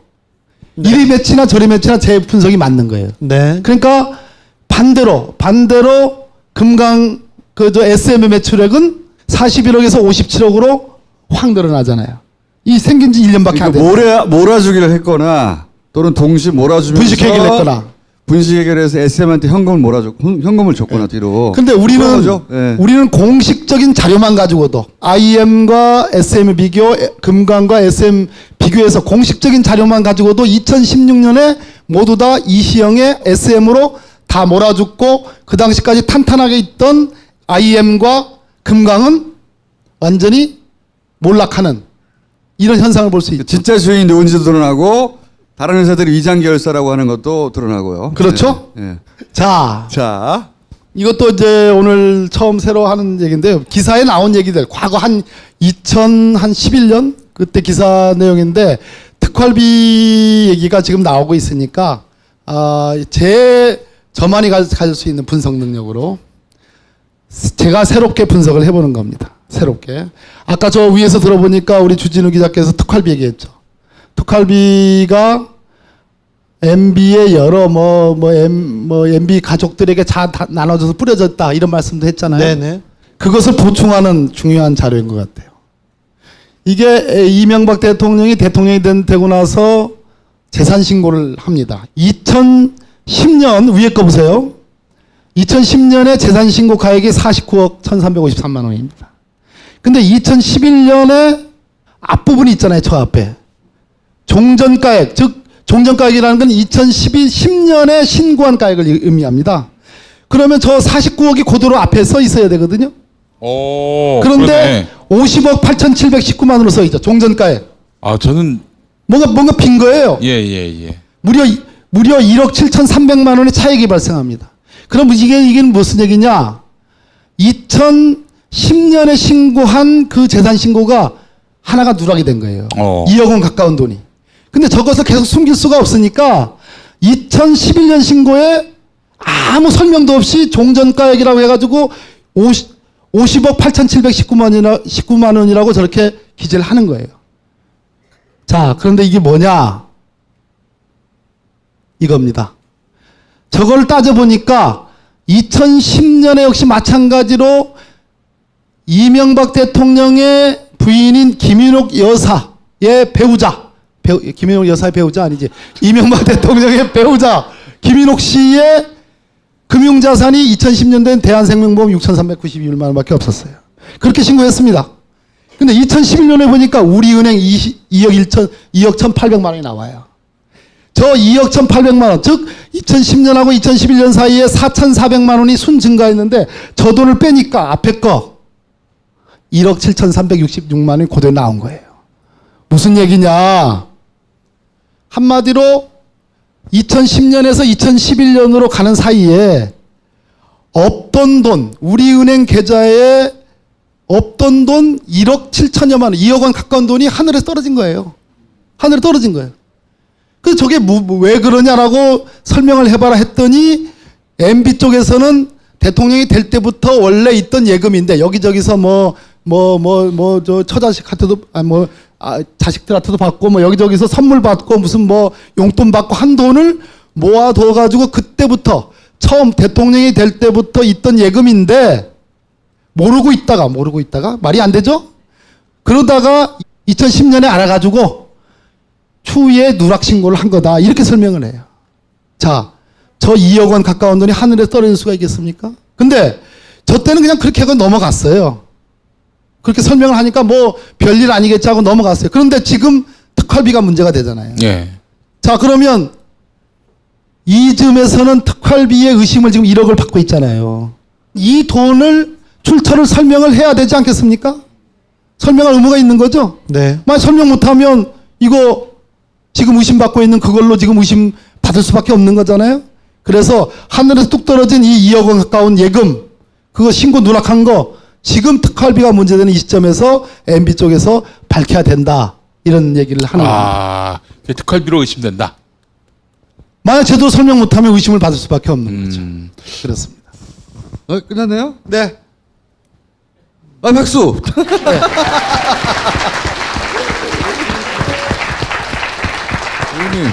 의원님 몇 년 나올까요? 이명박은 종합적으로 볼 때 판사 출신이시니까 너무 앞서간 얘기고. 의원님이 판사시라면 지금 추세로 볼 때. 그런데 지금 이제 우리 그러면 이렇게 여쭤볼게요. 구속은 피할 수 없다? 아니면 어떻게 할지 모른다? 그거보다 중요한 거는 이 수사가 생물이라는 거잖아요. 예. 근데 여기 계신 분들이나 우리 국민들 적어도 한 60-70% 되시는 분들이 MB에 대한 철저한 수사와 사법 처리를 원하고 있잖아요. 예. 하고 있는데 이 아까 제가 말씀드린 다스가 소유가 밝혀져도 그 다음 단계에서 첨수부가 어떻게 수사하느냐에 전 달려 있는 거예요. 그래서 이게 다 끝난 문제가 아니고 다스가 이명박의 소유로 밝혀져도 저 비자금의 관계도 역시 만만치 않은 수사가 아니에요. 또 특활비도 지금 수사를 하고 있는데 자 오늘 이동영이 들어갔어요. 어떻게 진술할지 모르지만 이동영이도 하면 이상득이에요. 오늘 같이 들어가게 됐는데 26일로 연기했어요. 그런데 오늘 중환자실로 실려갔어요. 예. 이게 수사가 녹록치 않은 겁니다. 그런 측면에서 저는 뭐 소환은 피할 수 없고 사법 처리는 피할 수 없을 것이다 이런 생각은 하지만 당장 내일 모레 소환 또 여러분들이 원하듯이 구속 수사 또 지금 김원준 총수 말씀하신 것처럼 얼마형 이것은 너무 아직은 예단하기 어려운 일이고 우리가 지금까지 노력했던 이 진실을 밝히는 작업들을 훨씬 더 타이트하게 해야 되고 이 수사를 하는 검찰에 대한 어떤 감시의 눈길도 끝까지 유지를 전 해야 된다 이렇게 생각합니다. 말씀을 이렇게 하시는데 올라가면요 몇 년형 나올 거야 이렇게 얘기하십니다. 자, 감사합니다. 네, 고맙습니다. 네.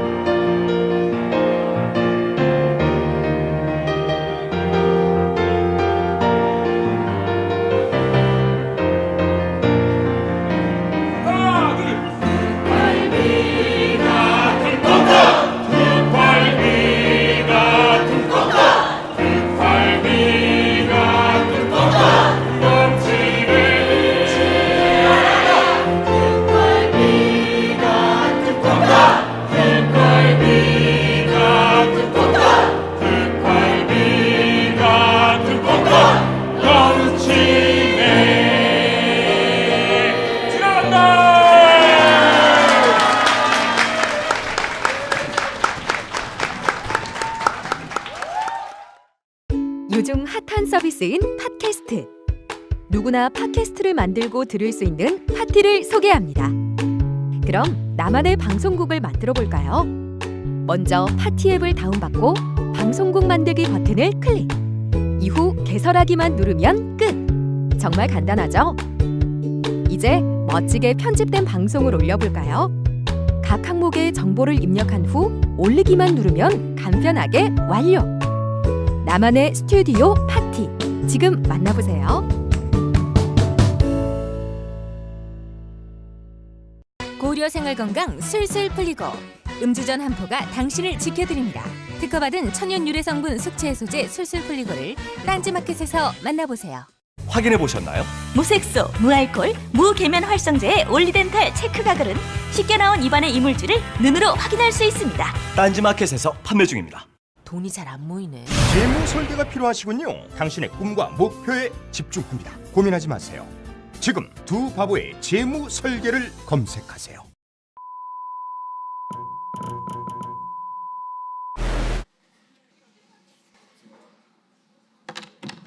박범계 의원이 한 20년형 나온다는 아이 나 뻥이야 뻥. PPL 시간이 돌아왔습니다. 페루의 인삼 뭡니까? 아 이미 충분히 아시는군요. 마고마카입니다.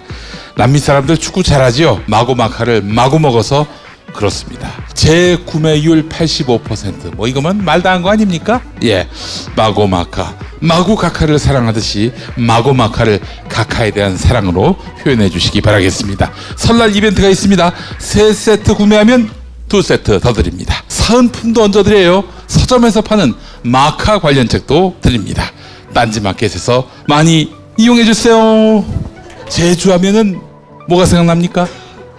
흑돼지가 생각나죠. 예, 제주하면 앞으로 흑돼지뿐만 아니라 흑돼지 주도 생각해 주시기 바랍니다. 주 술주자입니다. 제주 전통주인 제주 흑돈주. 예, 돈자가 들어가서 각하도 구매를 잠시 검토하셨던 흑돈주. 제주 본초 협동조합이 선사하는 흑돈주. 제주 항칠나무의 품격 있는 향과 전통 발효의 깊은 맛이 어우러진 최고의 경험. 제주 흑돈주에서 맛보실 수 있습니다. 딴지마켓에서 선사합니다. 많은 이용 바라겠습니다. 다스베이다가 지금 파티로 서비스가 되고 있는데 많이 알려주시고요. 이 파티를 많이 모르니까 널리 알려지지 않고 괜한 그런 특종을 우리 박범계 의원이 가로채는 참담한 상황이 발생하고 있습니다. 파티 많이 알려주시고 많이 또 주변에 전파해 주시기 바라겠습니다.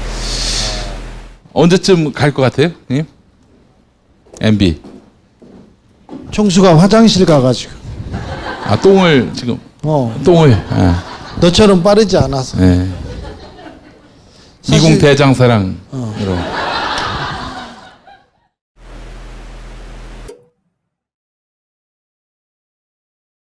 얼떨결에 다스 전문가가 된 이서신문 강영석 기자와 안홍훈 총장님 모시겠습니다.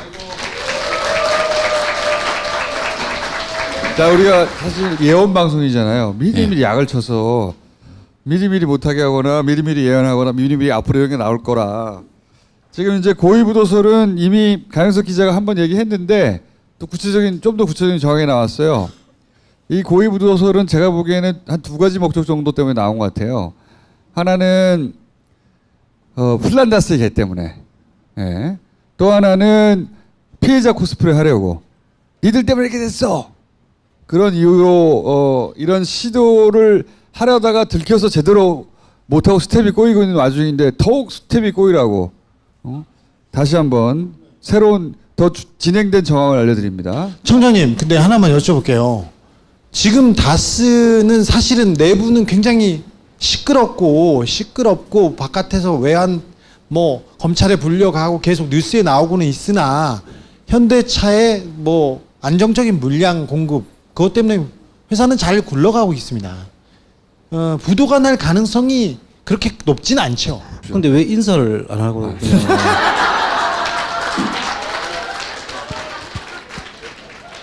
네, 안녕하십니까, 안홍구입니다.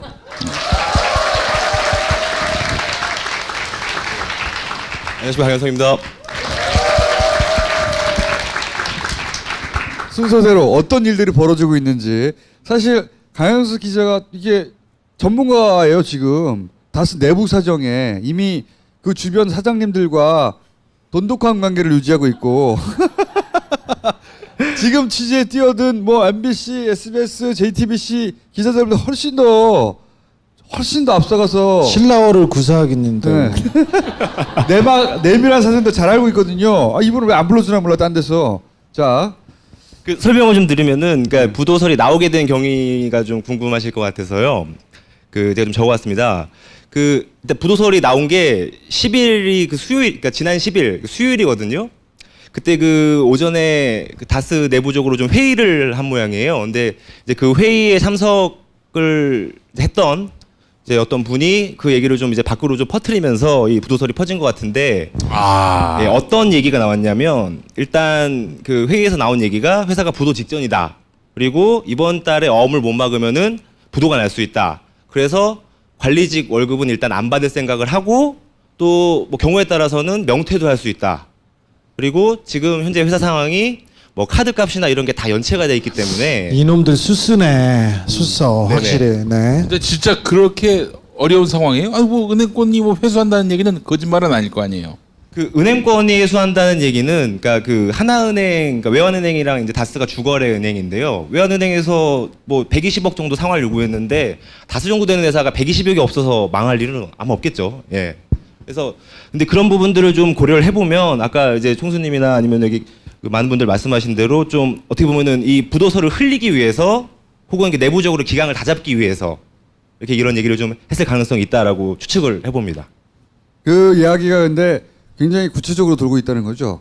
네. 그래서 그 실제로 보면은 이렇게 내부적으로 회의를 한 다음 날에 그 노조 앞으로 다스 지회 앞으로 회사가 경영 위기에 빠져 있으니 앞으로 노조에 대한 지원을 중단하겠다. 라고 직접 공문도 그다음에 보냈고 뉴스가 또 나온 게 이제 폭스바겐하고 굉장히 큰 계약을 앞두고 있다. 네네. 거기 제가- 신경을 많이 썼다고 하다가 폭스바겐이 건드려서 한 게 아니에요. 다스 쪽에서 폭스바겐에 접자고 한 거지. 이게 좀 이해가 안 되는 게 그 다스가 만약에 정상적인 기업이라면은 독일에서 폭스바겐이 먼저 우리랑 계약하자. 그래서 독일에 가서 공장을 짓고 거기서 폭스바겐에 납품을 하게 되면은 현대차 말고도 폭스바겐 납품할 수도 있고 또 유럽에 공장이 있으면은 거기 뭐 독일의 벤츠라든가 이런 여러 자동차 회사들이 있거든요. 이렇게 납품할 수 있는 정말 좋은 기회인데 이거를 본인들이 스스로 아 우리 안 한다. 이렇게 이제 해버린 거죠. 오히려 부도 위기면 더 해야 되잖아요. 네. 그 제가 조금 더 이게 전문가로 기초 지식을 우리가 좀 가지고 가야 되는데 기초 지식이 없는 강연수 기자. 왜냐하면 죄송합니다 제가. 예. 우리가 보통 부도라고 이야기하는 일단 경우하고 시부랄 해야 되는 거예요. 회사가 파산되는 거하고 부도와 파산은 다른 거거든요. 부도는 일시적으로 부도가 날 수 있어요. 예를 들어서 회사에 갑자기 자금이 부족해서 아까 말씀드린 대로 어음을 끊어줬는데 만기일이 돼가지고 돈을 못 갚았습니다. 그러면 은행에서 부도 처리를 하는 거예요. 그런데 그것도 바로 부도 처리를 하는 것이 아니라 1차 부도, 2차 부도, 뭐 최종 부도 이런 식으로 해가지고 시간을 끌어가면서 그걸 갚을 시간을 주는 겁니다. 일시적으로. 그리고 또 부도를 적자 부도, 흑자 부도라고. 그 이제 일시적 부도일 경우에는 흑자 회사는 잘 돌아가는데 돈이 일시적으로 모자라 가지고 만기일이 되어 가지고 그럴 수는 있잖아요. 개인도 그럴 수 있잖아요. 똑같아요. 예. 형편은 괜찮은데 그렇게 될 수 있는데 보통 우리가 일반적으로 부도하는 경우는 바로 파산하고 연결시키죠. 파산은 회사가 완전히 회사 문을 닫는 겁니다.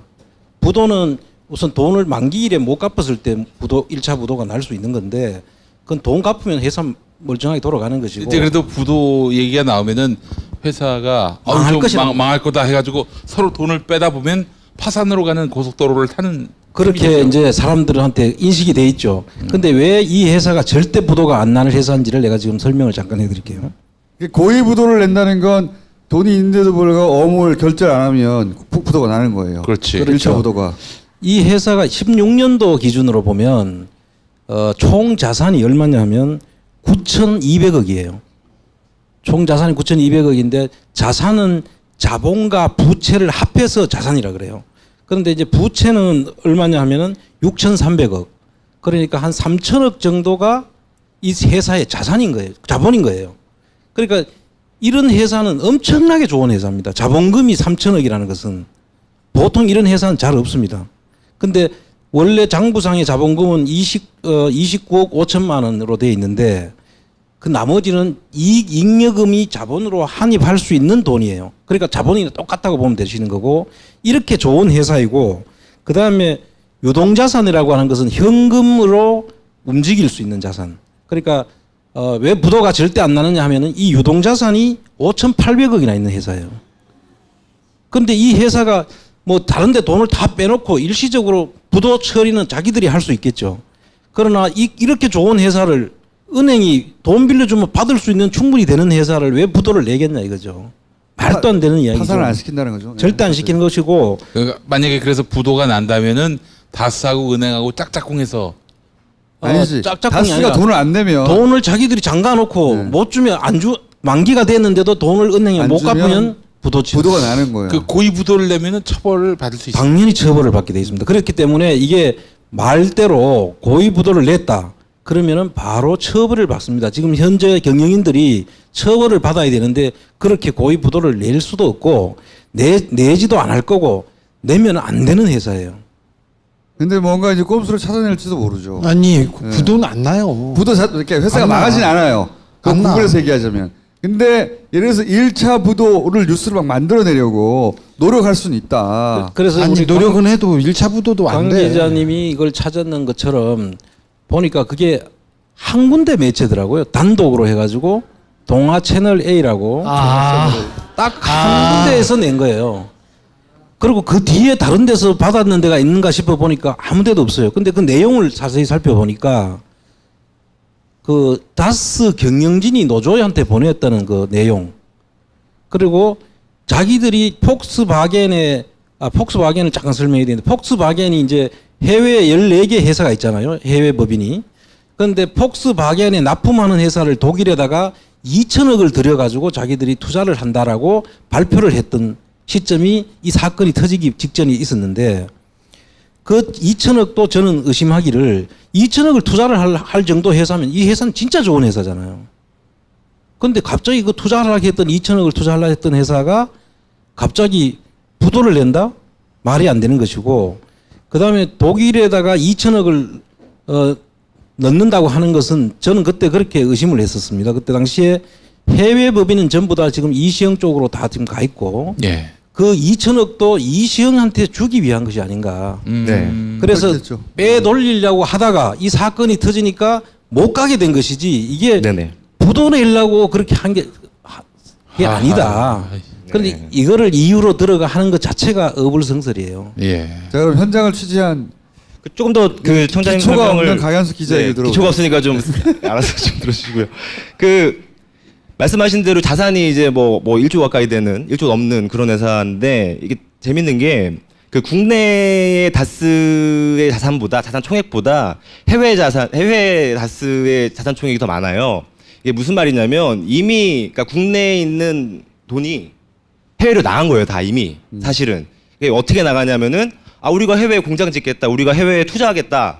우리가 해외 납품처를 뚫겠다. 이러면 그냥 돈을 나갈 수 있거든요. 자유롭게 나가는데 근데 그 다스가 중국, 뭐 인도, 미국, 체코 이런 현대차의 해외 공장이 있는 모든 곳마다 따라가가지고 다스가 이렇게 공장을 짓습니다. 납품 공장을 지어서 현대차에 납품을 하는데 그런 회사를 과연 그러면은 현대차 입장에서 그 회사를 그냥 이렇게 부도가 날 수 있겠느냐? 부도가 나면은 그러면은 해외에서 납품하던 게 다 끊기잖아요. 그럼 그걸 어디서 또 이게 다시 가져오냐 이런 문제가 생기기 때문에 실제로 좀 부도 가능성이 낮은 것은 사실인 걸로. 근데 그런 분위기를 회사 내에서 계속 만들고 있다는 거죠 지금. 예, 그런 분위기를 만들어서 이거를 뭐 어떻게 보면은 밖으로 좀 퍼뜨리는 그렇기 때문에 제가 좀 알게 되지 않았을까. 우리 어렵다. 네네. 우리가 지금 이런 상황에서 니네가 이런 건실한 회사를 국민들이 부당하게 누구 거냐고 묻고 해서 회사 형편이 어려워졌다는 피해자 코스프레를 막 하려고 생각하고 있는데 우리가 미리 막 떠들어가지고 잘 못하고 있는 거예요 이게. 아니 근데 그건 맞는데 사실 고위부도설이 그렇게 전파되지 않을 것 같아. 우리가 이거 노이즈 마케팅 해주는 거 아닌가? 아니 고위부도설 뉴스는 몇 번 나왔어. 근데 이게 영향을 받는 게 부도설 고위 빼고 부도설. 김종수가 말씀하신 것처럼 이게 왜 그러냐면 다스가 앞으로 곧 망할지도 모른다. 그런데 왜 우리가 그 플랜다스계를 모아가지고 그걸 살라고 하느냐. 이것도 그죠. 지금 그렇게 의심을 하는 사람들도 있습니다. 그래서 그거 약간 영향을 미치거든요. 예를 들어 사려고 하는 사람들한테 회사가 어차피 망할 거면은 지금 다 됐는데 그러면 안 사도 되나? 이렇게 만들기도 해요. 일부는. 예. 그러니까 이 고위부도설이 왜 중요하냐면은 아까 그 제가 말씀드렸던 이제 국내에 있는 그 다스의 돈, 뭐 자산 이런 것들이 해외로 나가기 때문에 중요한 건데, 그러니까 뭐 예를 들면 이런 식입니다. 그 어떻게 보통 보내냐면 제가 뭐 한 300만 원이 있어요. 300만 원이 있는데 청장님한테 뭐 한 400만 원을 어디서 100만 원 빌려다가 이렇게 보내요. 그러면은 청장님은 400만 원 있는 거잖아요. 그럼 저는 300만 원을 빌려준 거고. 근데 제가 나중에 이 300만 원을 안 받아버려요. 그러니까 저는 그러니까 제가 국내 다스라고 보고 여기가 해외 다스라고 보면 이쪽으로 돈을 그냥 빌려주는 거예요, 다. 그리고 이걸 원래 받아야 되잖아요. 빌려준 돈은. 근데 이거를 안 받는 거예요. 그냥. 이게 이제 조금 제가 또 설명을 드리면 기초가 없기 때문에 기초 지식이 없어. 그걸 뭐라고 표현해야 할지 모르기 때문에 돈을 주고 안 받는 거예요. 이야기 쉽게 얘기하라고. 실제 둘이 좀 협의를 해가지고 가까운 이야기이고 이제 대기업들이 해외 이제 자식들한테 돈을 줄라 그러니까 그냥 줄 수는 없잖아요. 그럼 이제 해외 쪽을 통해서 돈을 주고 싶을 때 해외에다 투자를 한다고 합니다. 그럼 투자하는 거는 뭐 할 수 있잖아요. 그럼 해외 투자를 해놓고 그 투자된 회사가 가서 실질적으로는 사업이 잘 되는데 안 되는 것처럼 장부를 꾸미는 거죠. 그 계속 결손 났다. 지금 다스의 많은 해외 법인들이 결손을 실제로 내놓고 있습니다. 특히 브라질 법인하고 체코, 터키, 인도까지는 지금 결손을 막 내놓고 있거든요. 이상하죠. 결손이 날 리가 없는데. 결손이 날 수가 없는 회사예요. 날 수가 없는데 나요. 현대자동차가 나가는데 동반 진출하기 때문에 현대자동차가 책임을 지고 데리고 나갑니다. 물량이 충분해요. 그냥 만들어서 보내기만 하면 다 이익이 이익 생겨요. 구조가 나오는 회사인데 결손을 내고 있단 말이죠. 이상해요. 그런 경우에는 가서 결손을 날 수가 없는 거를 장부상으로 결손을 내놓고 그러면 회사가 형편없는 가치가 되잖아요. 그러면 그거를 검은 머리 외국인을 시켜가지고 실제로 이시영이가 예를 들면 이건 가정이지만 이시영이가 그 사람을 통해서 산다. 그래 되면은 쉽게 갈 수 있는 거죠. 이시불알. 그 현대차 일감 관련해서 조금 더 덧붙여 설명드리면 그 근본 없이 설명해봐요. 네, 근본 없이 그냥 한번 기초 지식 없이 얘기를 해보면 당연히 이제 뭐 어떤 제가 만약에 해외 공장을 짓는다고 하면은 해외에서 누가 제 물건을 사줘야지 나가는 거잖아요. 근데 그 사주는 게 현대차인 거는 이제 다 아실 거고 그러면은 다스가 언제부터 해외에 나가기 시작하냐면은 2004년에 나가요.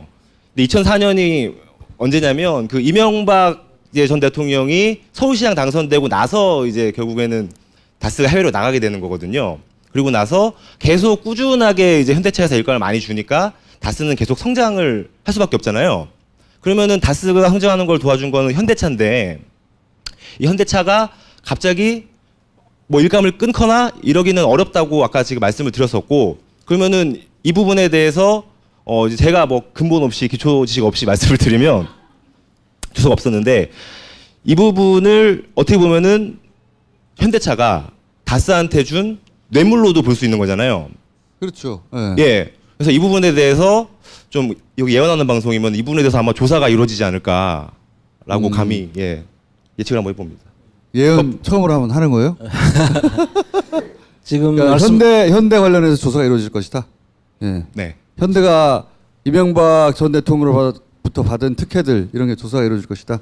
아니 현대도 당연히 그 다스가 MB 거라는 걸 알지 않을까요? 그게 알지 당연히 그거야. 현대가 제일 잘 알고 있죠. 제일 처음 만들 때부터 현대차가 제일 잘 알고 있죠.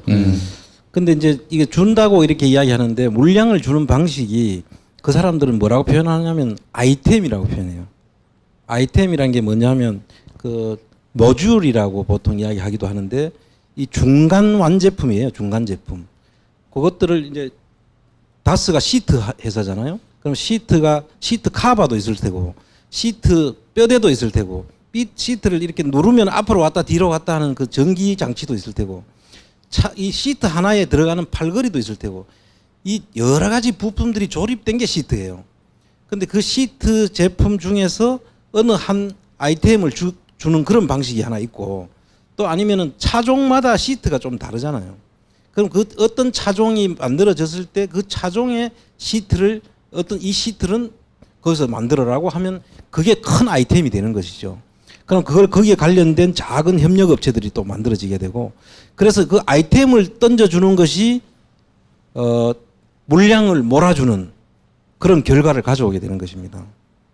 그래서 지금 이야기하는 그 다스는 지금 검찰이 보고 있는 대로 왜 그럼 그런 아이템을 줬을까? 주게 될까? 다른 데도 줄 수 있는데 다스에다 줬을 때는 그만한 이유가 있었지 않느냐라는 것이 지금 검찰이 보는 시각이고 그렇게 되면은 그 이유만 찾아지면 검찰에서 포괄적 뇌물도 가능하다는 게 지난번에 제가 와서 이야기한 현대건설 매각 과정을 설명한 것입니다. 네. 근데 지금은 이제 그 다스와 직접적으로 현대자동차와의 주고받는 이해관계가 있을 수 있다.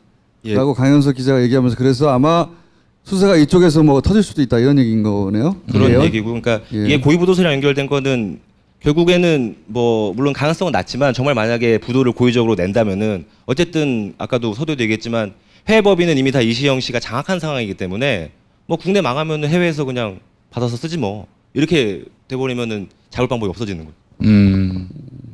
다스는 국민 기업이기 때문에 지금 국민들이 가장 많이 외치고 있는 기업이기 때문에 그런 꼼수는 쉽지는 않을 거예요. 그러니까요. 네. 오늘 MBC 지금 8시 뉴스에서 단독 보도가 하나 나왔는데 다스 부사장이 이시영이 MB를 믿고 다스를 자기 것이라고 하고 다녔다는 그런 녹취 파일이 나왔습니다. MBC에서 지금 다스에 관한 걸출한 기사들이 계속 나오고 있습니다. 저는 MBC에서 탐사 보도 프로그램 스트레이트를 진행하게 됐어요. 2월 초부터 시작합니다. 2월 초부터. 네. 그 강영석 기자가 참 그 예리한 거를 찾았는데 사람들이 잘 모르는데 지금 아까도 이야기했듯이 외국에서 돈이 빠져나간다 그랬잖아요. 국내에서는 위장 계열사를 통해서 빠져나가고 돈의 대부분은 외국에서 지금 빠져나간다. 이렇게 이제 했는데 그 외국의 자금과 해결을 담당했던 직원을 강현석 기자가 찾았는데 그 사람들을 압수수색을 안 했다는 거예요. 제 보도하고 했어요. 다음 안 날인가 바로 했어요. 또 한 발 늦어버렸네 이게. 뉴스 전달이. 제가 그 소식 그걸 듣는 순간에 이게 뭐지? 몰랐겠죠 그때는. 몰랐다. 그러면 빨리 강영석 기자한테 물어봤어야죠. 이게 진짜 심각한 것이 그 사람들은 그 내용을 다 알고 있는 거잖아요. 그 사람들을 컴퓨터를 어떻게 지웠는지 그 내용을 제일 먼저 봤어야 되는 건데 이 회사의 실태를 아는 사람이라면 적어도 세무조사를 들어간다면 제일 먼저 확보해야 되는 게 그 사람들의 그 해외로 어떻게 빼돌렸나. 해외에서 국내와 어떻게 그 관계를 통해서 빼돌렸냐를 봐야 되는데 그 사람들 컴퓨터를 압수를 안 했다? 그거는 아예 처음부터 실수한 거죠. 그래서 그거를 강현석 기자가 찾아냈다고 해서 내가 참 예리한 기자다. 감사합니다. 예.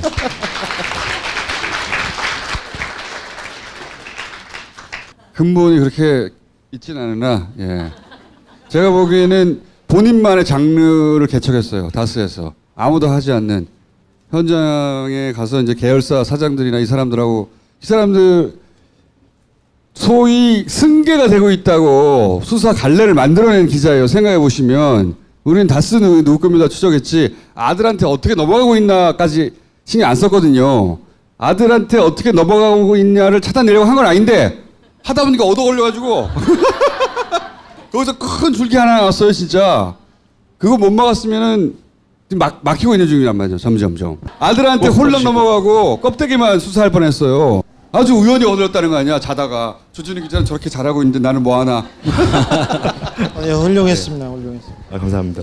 대박이 났어요 내가 보기엔. 이거 지금 전체적으로 인정을 잘 안 해주고 여론이 조명을 안 하는데 강현석 기자가 큰 굿즈 하나 냈어요. 저기 다스에 관한 가장 완벽한 해설서가 다스베이더인데 다스베이더에서 계속해서 인정을 해주고 있으니 그럼 딴 데서 안 받아주더라고. 수백만 명은 계속 인정하는 겁니다. 일요 신문이라고 무시하는 거야 씨발? 전통의 일요 신문이야.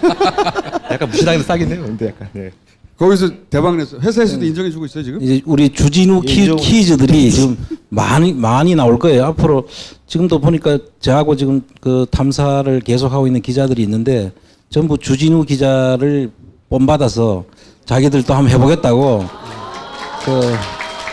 우리 강현석 기자가 이제 대표적이고 앞으로 그런 사람들이 지금 아니 이 사람들은 뽑아들려고 하면서 결국 주진우한테 뭐 얻어가는데 강현석 기자는 새로운 길을 하나 뚫어낸 내가 지금까지 들은 것 중에 거의 유일한 케이스. 나머지는 다 우리가 오랫동안 해왔기 때문에 아는 거였거든. 이건 처음이야 처음. SM을 통해서 아들한테 넘어간다. 이거 얻어 걸린 건데 이게 근본이 없는 사람이 찾아내가지고 지금 가끔 옆에 나와서 해설해줘야 되긴 하지만 근본이 좀 없어야 돼. 그 근본을 이렇게 그 두 분께 배웠습니다. 근본이 없긴 해야 해. 방송에 꼭 써주세요. 크게 잘못 배워가지고. 자. 그래서 오늘 얘기가 골자는 고위부도서를 흘리려고 노력하고 있다. 네네. 그런 뉴스가 간간히 나오는데 이거 내부 결집용 같은. 혹시라도 어느 날 부도 나오더라도 믿으면 안 되고 부도 회사도 아니고 예. 실제로 해외 돈을 많이 빼돌려 놨고 그렇죠? 이 설사 다스가 국내에서 어려워지더라도 그럴 리도 없지만 억지로라도 어렵게 만든다 하더라도 멀쩡하게 해가 살아있기 때문에 이 뭐 망할 회사가 아니다 전혀 망할 회사가 아니다. 자 오늘은 여기서 마치도록 할까요? 예. 자 감사합니다. 여기서 마치겠습니다.